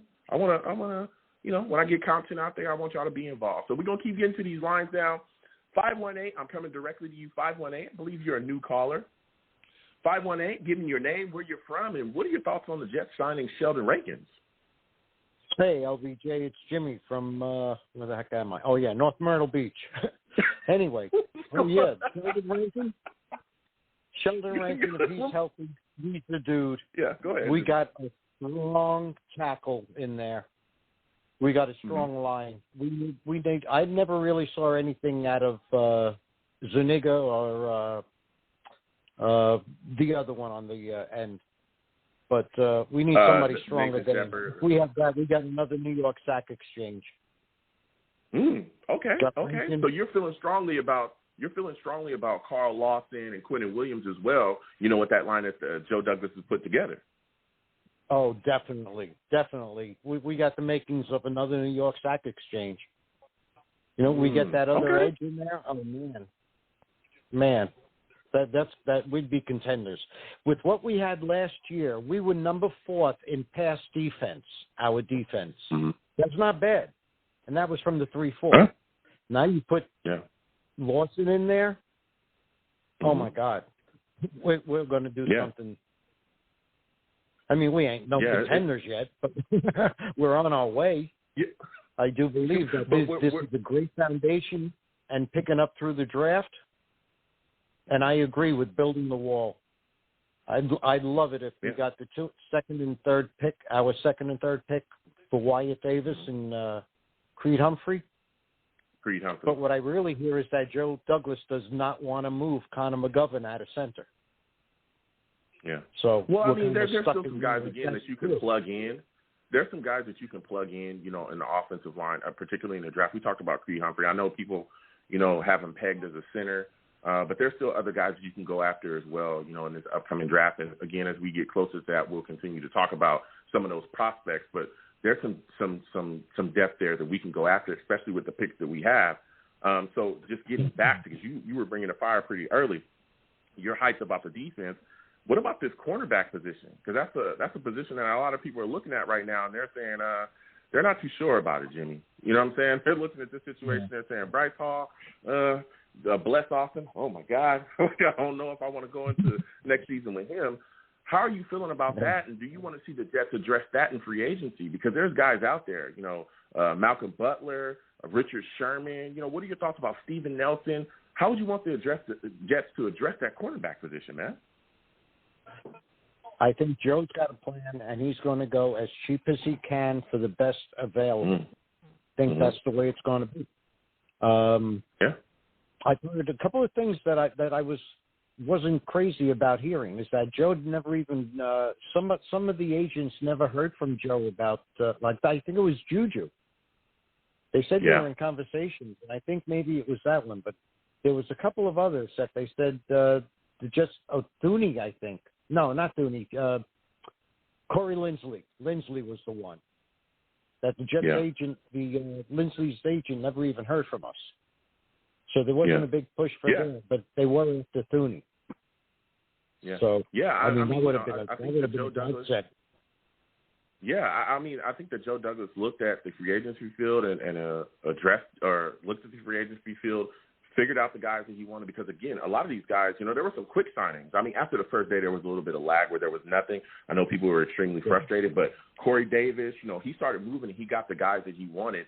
Maybe for him, Joe Thuney, and again, you look at the situation with Thuney, he went to the Chiefs, dude. Like, I don't think we were going to beat that, I don't think we were beating where he was going. You know what I'm saying? I think that they looked at him and said, hey, he's going there. He picked that team. We're going to have to drastically overpay. So I think they moved on from him and kept it moving. But we can continue to address, our offensive line, and especially wide receiver, too, in the draft because there's quite a bit of guys there. So I think that Joe Douglas has done a solid job. But my final question for you, and you're bringing the fire so far, Jimmy, is what are your thoughts about Corey Davis, believing that Sam is going to be the starting, QB when the season starts? He said he signed under that impression. How do you feel about that?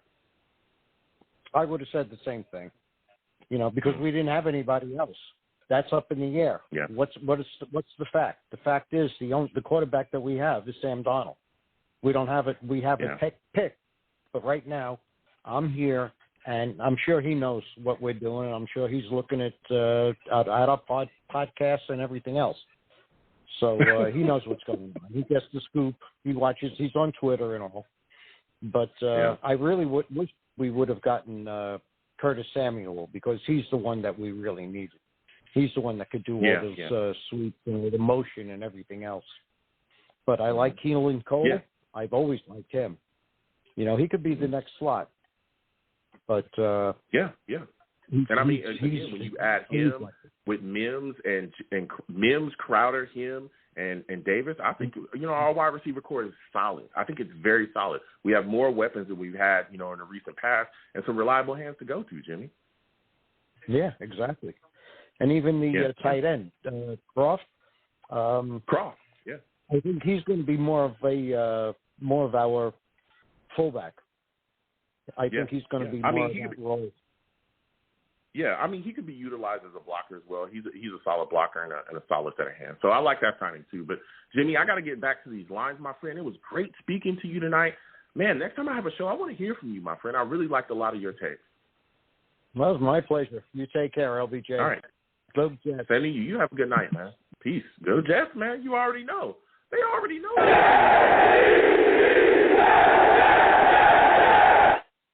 We all green. You know what I'm saying? It is what it is. Listen, we're going to keep going to the line. Salute to everybody that's calling in. 848, I'm coming directly to you. 848, I'm coming to you. I want you to give me your name, where you're from, and I want you to give me your thoughts on the Jets signing Sheldon Rankins. What's up, Joe? I'm Anthony. I talked to you a few weeks ago. I really think the Rankins signing is really I think the Rankins signing is really solid. It just, I know it's not the sexy signing that we've seen in the past, but still, I think this makes our D-line really stacked. And then you got Rankins, Lawson, Quinn Williams, John Franklin Myers, and Nathan Shepard. So I think this is looking good for our D-line. I think this D-line next year can be like a top 5 D-line. Oh, wow. Okay. That's huge right there. You know what I'm saying? And I think they'll be much improved as well, especially with Lawson. We finally got a pass rush. We don't have to send a billion blitz.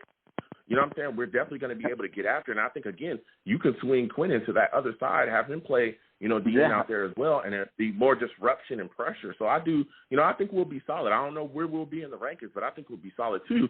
But even continuing to talk about this defense, a lot of people looking at it, and they're saying, Anthony, this cornerback position is poop.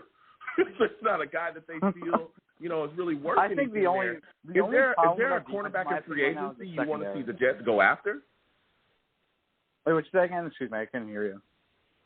Yeah, is there a cornerback in free agency you want to see the Jets go after to kind of, help fill that corner there's position? a few names out there. You got names like Quan Williams, Richard Sherman. I'm not 100% sure if they are that interested in Richard Sherman, but I really think they should still look into him. And like, obviously, he's part of him wants to come to the Jets because of Robert Saleh. It's like you've been hearing that the last few months, but I don't know what the chances we get him are. I think Quan Williams is more realistic at this time, but we just got to see. Yeah. How would you want to see the Jets answer their question at guard, man? Because there's some people that are screaming, we need to go after Trey Turner. I know. I really, really like Trey Turner. He's a 5-time Pro Bowler. I think on the market right now for guards, I think he's the best option out there. But if we're going to go after him, we got to hurry because there's other teams out there that are interested in him. So. Yeah, I'm right there with you. He's like you said. It's like I don't want to. Got those Pro Bowls under next season. I don't want to go into next season with Lewis and Van Rotten like playing a lot. I don't want to do that again. Oh, neither do I. Good. Hell no. To the no. Hell to the no. Hell to the no. To the no. No, please, not again. Please, not again. I know, right? Goodness I know. gracious. No, I'm not saying it's going to happen. I'm just saying they're probably still going to be on the roster next year. Yeah. Well, Anthony, my final question for you, because you're bringing the heat right now, is you look at the Jets running back position, and I know, we got P. Ryan, we got Ty Johnson, people are excited about him. What are your thoughts about the Jets possibly adding Tevin Coleman, man? What are your thoughts about that? Listen, man, I actually like it, bro. It really makes sense. This guy isn't an elite running back. Listen, before he's been pretty solid in the NFL, and it makes sense. He fits the Michael Floor offense because, and he knows Robert Saleh and Michael Floor back in San Francisco. So, and it would make a lot of sense. So I'd bring in Tevin Coleman. I know there's other guys out there like Jerick McKinnon that we could possibly bring in. But listen, man, I would like to bring in Tevin Coleman, but I don't know how realistic it is. Yeah. Well, he's still out there. I think it's realistic. You know what I'm saying? I think he'd be willing to come in. It just depend on the dollar amount, but I don't think he'd be asking for $1 billion at all. But I know. I think we can get him really cheap. Yeah, and I think he'd be a solid signing as well. This guy has had success. You know what I'm saying, in that 49ers running scheme. You know what I'm saying? No. It is what it is. Yeah, but listen, Anthony, I got to get back to these lines, man. I want to thank you for calling in tonight. Next time I have a show, I want to hear from you, my friend. All right, I'll come back on. It was nice talking to you, Joe. Absolutely. You have a good night, man. Listen, Anthony calling in with the fire. We'll keep going to the lines. 515-602-9639. 515-602-9639. Man, I want to hear from y'all. Give me your thoughts about this team. I know, I talked a little bit about this as well, and I'll continue to talk about people talking about Tevin Coleman coming in. And I know that there's some Jets fans that are set on the Jets getting that big-time, number one running back, the bell cow back. I've slowed on that a little bit. I think that we can go in there with a solid trio of backs and be successful. And the reason why I say that is if you look at this scheme that the Jets are running now with Floor coming in, he's bringing that Shanahan offense. If you look at what happened with the Niners, I'm forced to watch them because I'm on the West Coast. They ran with a trio of backs. That's what they did. And it was a bunch of I don't want to disrespect them, but not, household name guys. It was a bunch of, it was McKinnon, it was Mozart, it was, their leading rusher was Jeff Wilson Jr. He's an undrafted rookie free agent. You don't have to necessarily have just one back doing it all. And I think that that's what we're going to see this year. I think we'll have, more than likely, we're going to have a trio of backs. I don't think that the Jets are going to pick a running back high, and I don't think they're necessarily, going to push to even make a trade for, a top back in this league. I think that we can go in there with a trio of backs and really be successful. And if you look at the Niners offense, with those trio of backs, and the way that they ran, they had a top rushing offense in the league. That's why I keep telling people, you look at this offense, I'm telling you, we're going to run the ball this year. I don't know if y'all know that. I don't know if y'all know, but we about to run the ball. Let me tell you.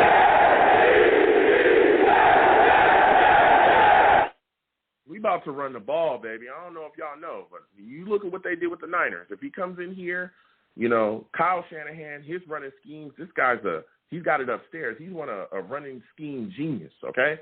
Let me tell you something. We're going to run the ball this year.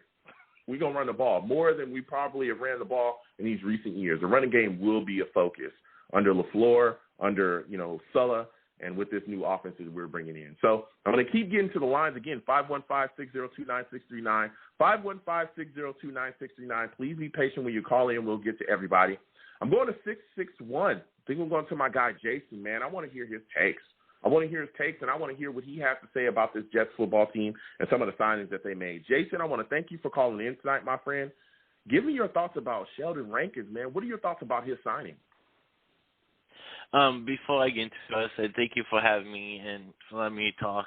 And so, Shaken, he's an interesting piece. I wasn't expecting us to go defensive tackle. I thought we were going to push more of cornerback and around other needs to try to finish around the roster.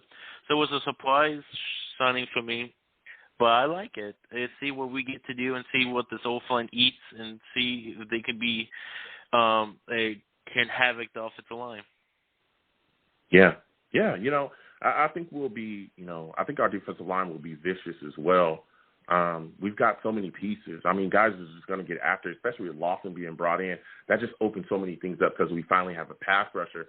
But I want to talk to you about this linebacker position, man, because when you look at this situation, we need some pieces there still. And I'm just wondering, I know we got Davis. We brought him in. That was, I think, a solid signing, a guy that has a motor.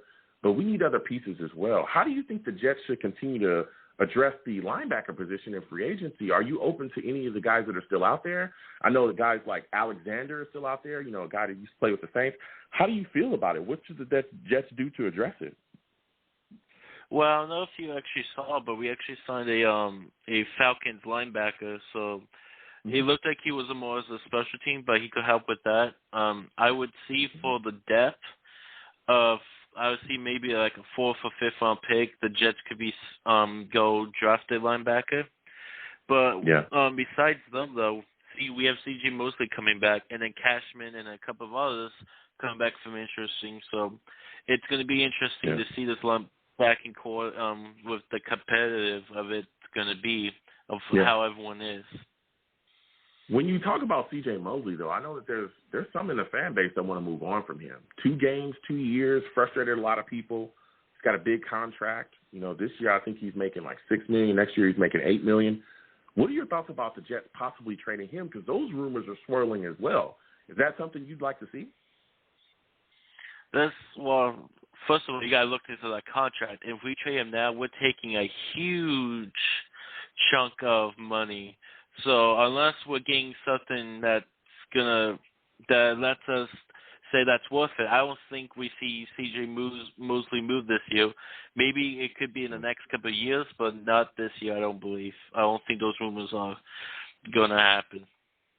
Okay. Look, I respect that, man. I respect that. So my final question for you before I let you go is, you look at this situation, Jets fans are upset. Corey Davis comes in, he says, hey, I think, I signed under the impression that Sam was going to be the starting quarterback going into the season. What are your thoughts about his comments, and do you feel like Jets fans are overreacting? Well, it's Jets Twitter, Jets Twitter is always a mess. So, of course, you're going to have those people that be like, what? No way. Or they actually, I've just seen on Twitter, like, they're trying to call now Davis now Sleepy Davis, which is sad. But, again, this could be this, and we don't know what the GM told these players, and we don't know what the GM has in mind. But this could be the potentially the truth, and that our fan base just don't want to hear it because we just want to move on from him because our fan base just don't want Sam anymore. So it's sad, but it's funny to see how this fan base anything about the QB situation, you hear either happy or mad. It's just funny just to watch. Yeah. It's laughable. It is what it is. They Jets Twitter, Jets fan base, they'll let you know about it. But I think, like I said earlier as well, there's no leaks really coming out of the Jets franchise anymore. Joe Douglas has sealed that up. So that may be, maybe that was the impression that was given to Corey, but that doesn't mean that Joe Douglas didn't change his mind the second that Corey Davis signed that contract, or even, a week later, So nobody really knows what Joe Douglas is going to do, and he's going to keep it that way because let me tell you something. That the value of that second pick in the first round just continues to go up. It continues to go up, okay? And I have a question for you. He's going to take advantage of that. Yeah, go ahead. Okay, so I know this is kind of not because we're not close enough for the draft, but what would you do if somehow, some way, the Jags take Wilson, and then we have Trevor Lawrence at number 2? Because teams may want Trevor Lawrence at that point, or we could snag him for ourselves. So that situation would be interesting, and I would like to hear your opinion about that. Well, that's a great that's a great question, Jason. Listen, I think if Trevor Lawrence is there at 2, man, if a team is willing to offer some of the things that we heard before, right? Because if you listen to analysts before, people were talking about, possibly teams willing to give up 2, maybe damn near 3 drafts for Trevor Lawrence, all right? If Trevor Lawrence somehow is there at 2, you definitely, got to look into having teams call around. And if they're calling you and offering you a boatload of picks like we're talking about, I don't know how you don't make that move. I don't know. Because that much capital in the hands of a evaluator like Joe Douglas, ridiculous. He can do so many things with it, man. But I don't know. I don't believe that Trevor Lawrence is going to go. I believe he's going to go 1. I don't even think he's going to be there. So I think they'll take him. But I definitely would, and I've talked about it before. My take was, hey, you got to trade down. You got to trade down. Because let me tell you something. We can fill out so many things. And in that, again, even if your quarterback situation is still in flux, you can get another quarterback in the next draft because you'll have so much capital. It'll be insane. It just continues to allow you to continue to build the football team the correct way, quicker, and then turn things around. So that would be my idea on that. But, Jason, I got to get back to these lines, man. We got quite a bit of callers, man. I want to thank you for calling in tonight. Next time I have a show, I want to hear from you, all right? All right, man. Go Jets off. JETS, Jets. Right. Absolutely. Thank you. Listen, man, we're going to keep getting to these lines and bringing the fire. Also, there's free agency signings kind of moving. Things are still fluid as we're kind of consistently doing the show. The Jets signed Phillips as well, linebacker. So that was a solid move for them. They brought another guy in and helped this linebacking core. So we're going to continue to go on, and we're going to talk about that as well. Signings are constantly being made, even though we're live. You know what I'm saying? I still got to bring the take. So we're going to keep on going to these lines. 216-216, I'm coming to you. Give me your name, where you're from, and give me your thoughts about the Jets signing Sheldon Rankins. How do you feel about that, man? Come on, Joe. You know who it is, man. Your number 1 nemesis, Monty C. Gully, back, man. Bruh, how does this back, keep man. happening? How does this – where's the security?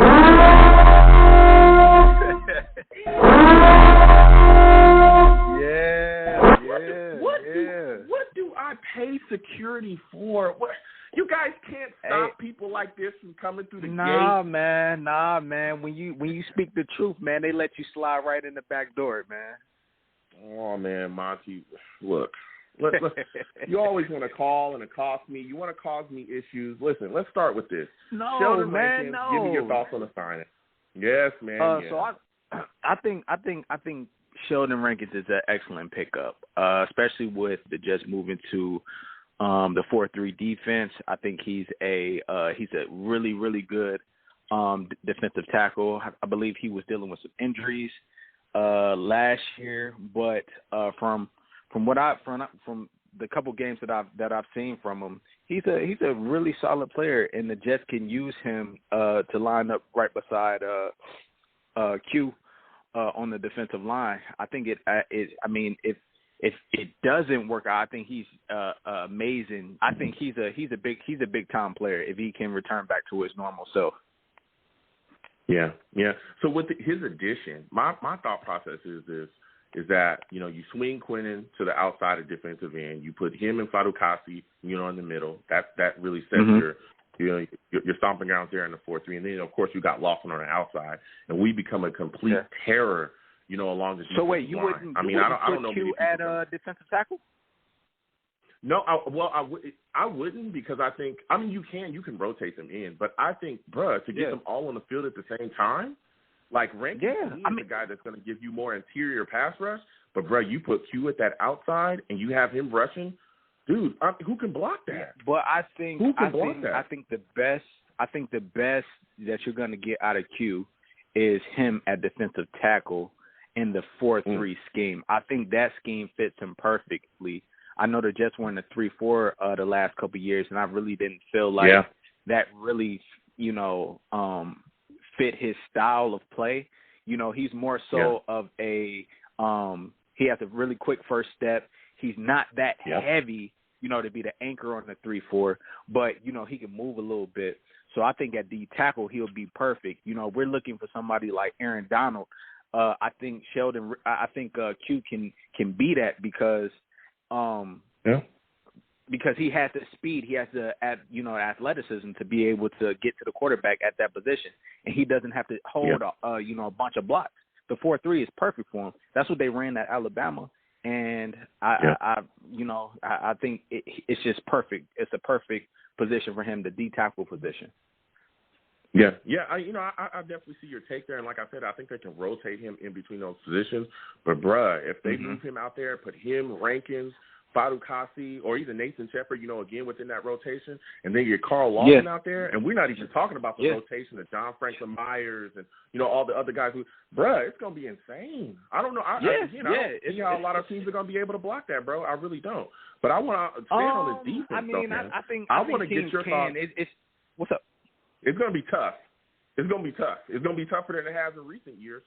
You're going to have a harder time dealing with this Jets defensive line than you probably have in the last I 2-3 years. I still don't know, man. We don't have any, Q he showed out last year. He really stepped up. And under Greg Williams, that's what I kind of expected because under Greg Williams, all the players that he's drafted in the first round, they've always kind of struggled the first year because it's a learning experience. He wants them to kind of learn the technique a little bit more. Second year is when they really blossom. I've seen the same thing with Myles Garrett. I saw the same thing when he was with the Greg Williams with the Rams with Aaron Donald. They struggle the first year because it's learning. They're learning the system, and Greg is really strict on them. And then the second year they just explode because now they're playing a little bit faster. And Q was like that. He was playing more so with instinct rather than thinking so much, and he was healthy. Yeah. But staying with this defense, man, I want to talk to you about this cornerback position because let me tell you something. There's a lot of Jets fans that are looking at it and saying this position needs upgrades. I'm not the biggest fan of Bless Austin. He was getting cooked at times. I saw a lot of things out of Bryce Hall that I liked, but I don't know, if he's a number one. I don't know if he's a number two. I don't know. So when you look at this cornerback position, are there any free agents out there that you think the Jets should be going after to continue to address it? And if not, what are your thoughts about them possibly taking a corner in the draft? I mean, how do you feel about this?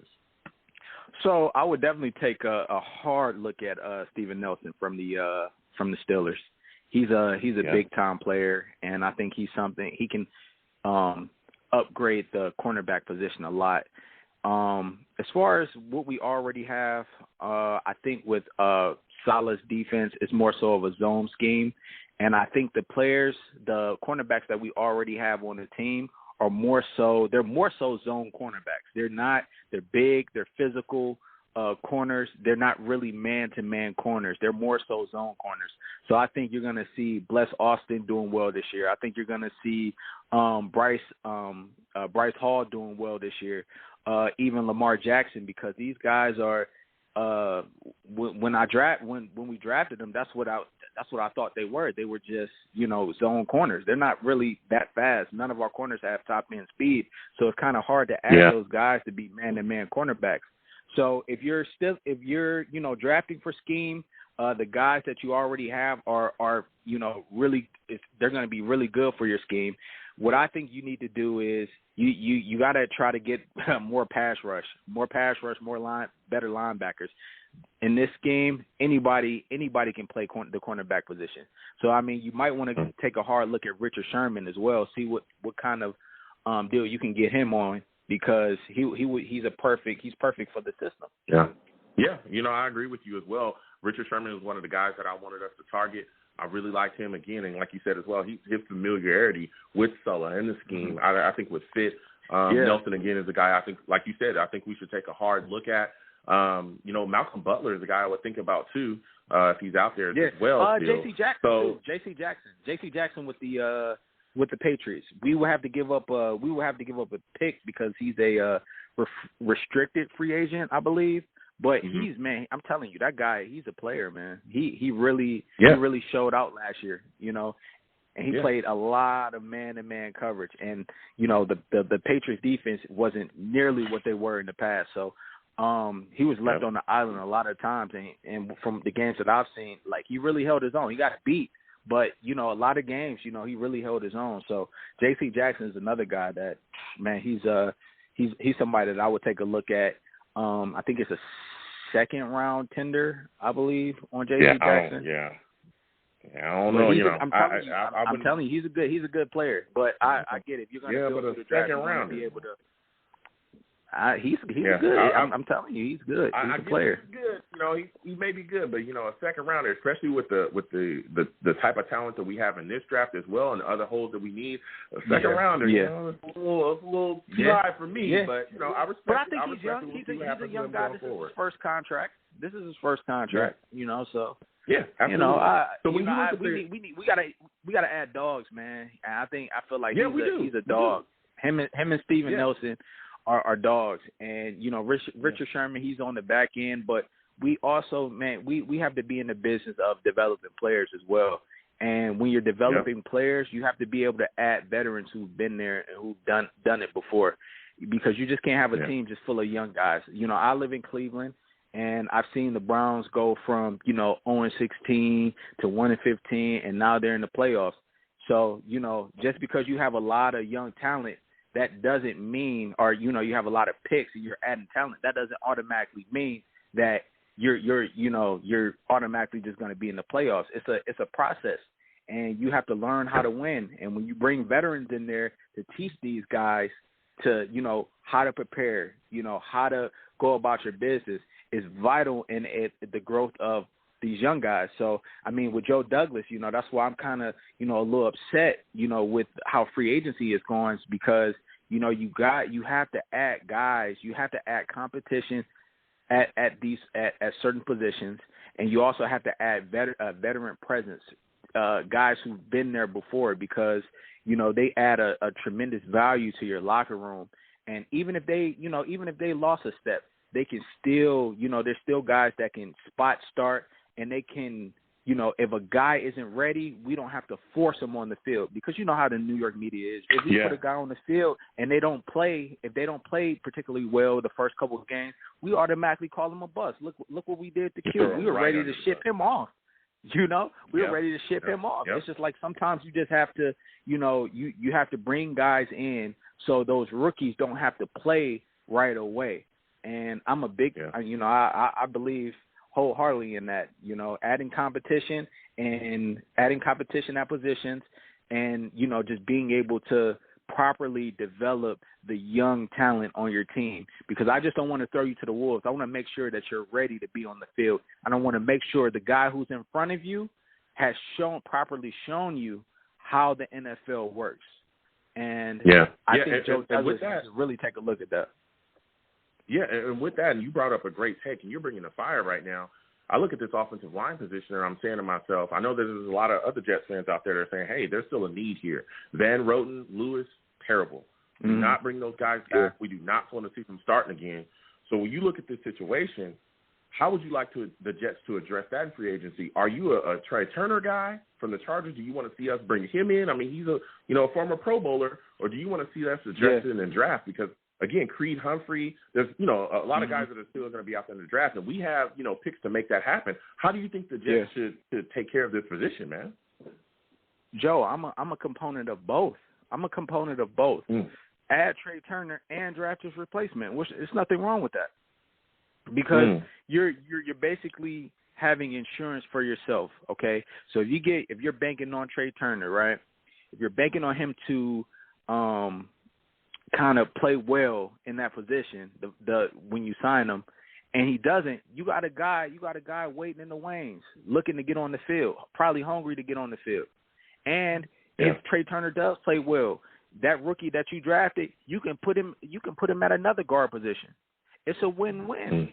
That's what I'm saying. Yeah. Like you have to, we're not in position to just say, okay, I'll just add Trey Turner and then we'll be straight. Nah, you have to add as much talent as possible in the most important position. That's the offensive line. Like I was telling you last week. Hey, listen, if you don't invest in the offensive line, you're not going to have a good team. And that's and that's straight. You're not. You're not. I don't care. Yeah. You can have all world receivers. You can have an all world running back. But if you don't invest in the offensive line, being able to properly coach these guys, because the coaching was terrible on the offensive line. It was terrible, awful. The last couple years, it's brutal.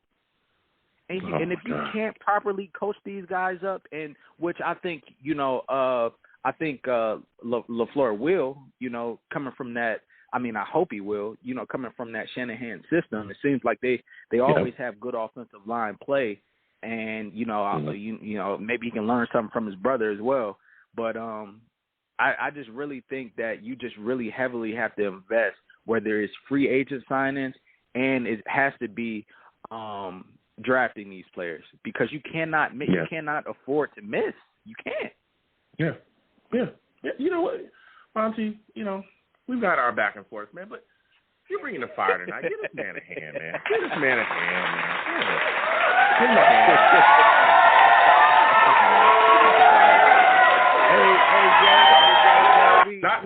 hand. We might disagree on a couple things. Not too much. He'll get too full of himself. Not too much. We all know how Monty do. I'm still gonna come through the back door, man. Security not gonna keep me out, man. Oh, my goodness, man. Here we go. You know what I'm saying? I just try to show him love and respect. You see how he do. Monty is just Monty. But, listen, my final question for you before I let you go. What's up? You know what I'm saying? And really quickly, you look at Corey Davis. He comes out and says, hey, he signed in the impression that Sam Darnold is going to be his starting quarterback. Jets fans going crazy. What are your thoughts about that, man? Do you feel like people are overreacting at this point?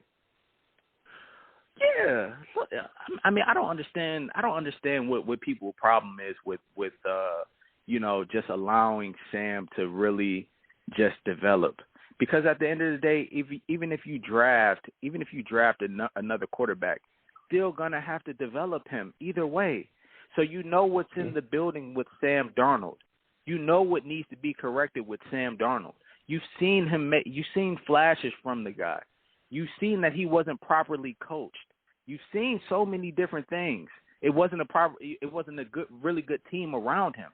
So you know what you have. At the end of the day, if you're going to draft a quarterback, you're going to have to develop him. Why not just develop Sam Darnold? You know what you got. It's plain and simple. Am I the biggest Sam Darnold fan? No.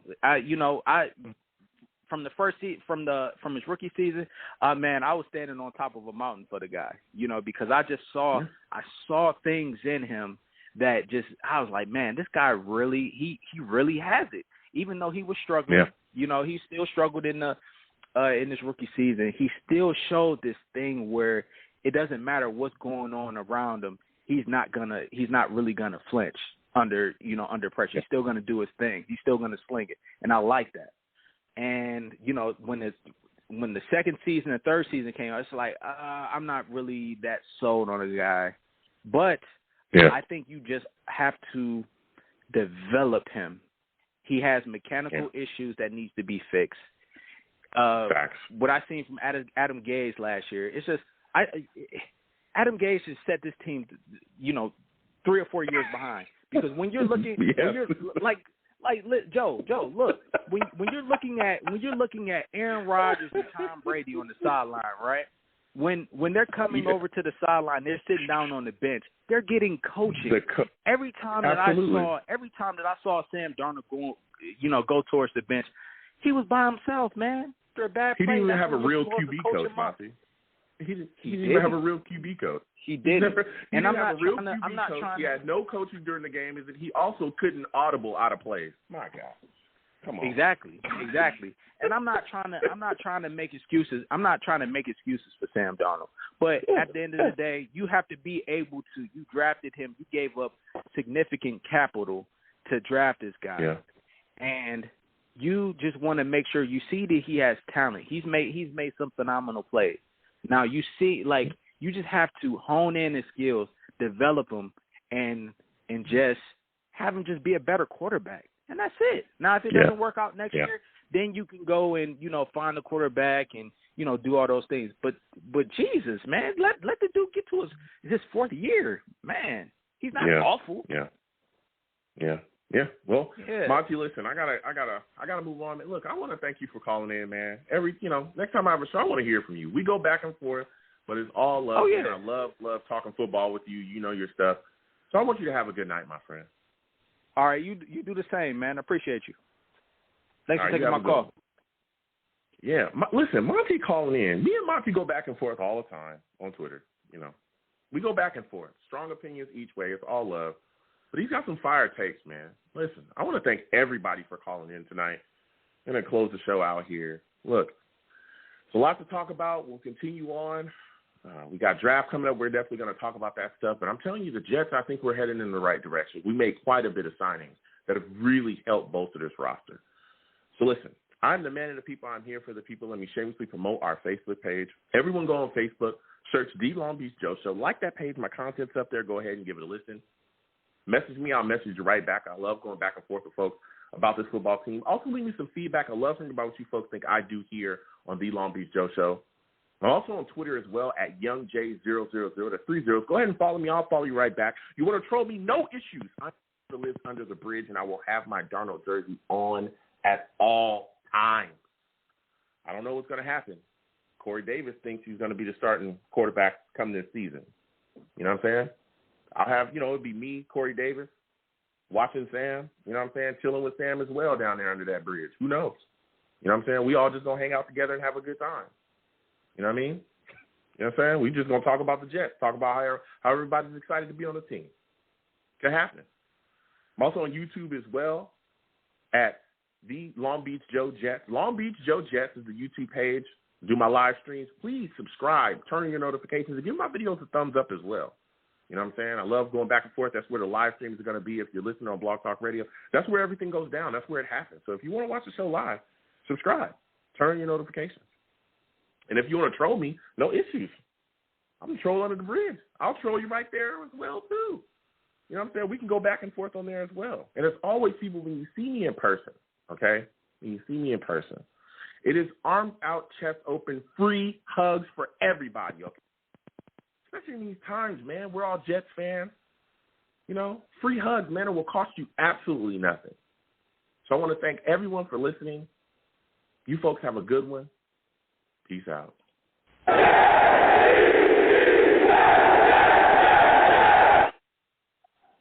1 second, folks. Hold on.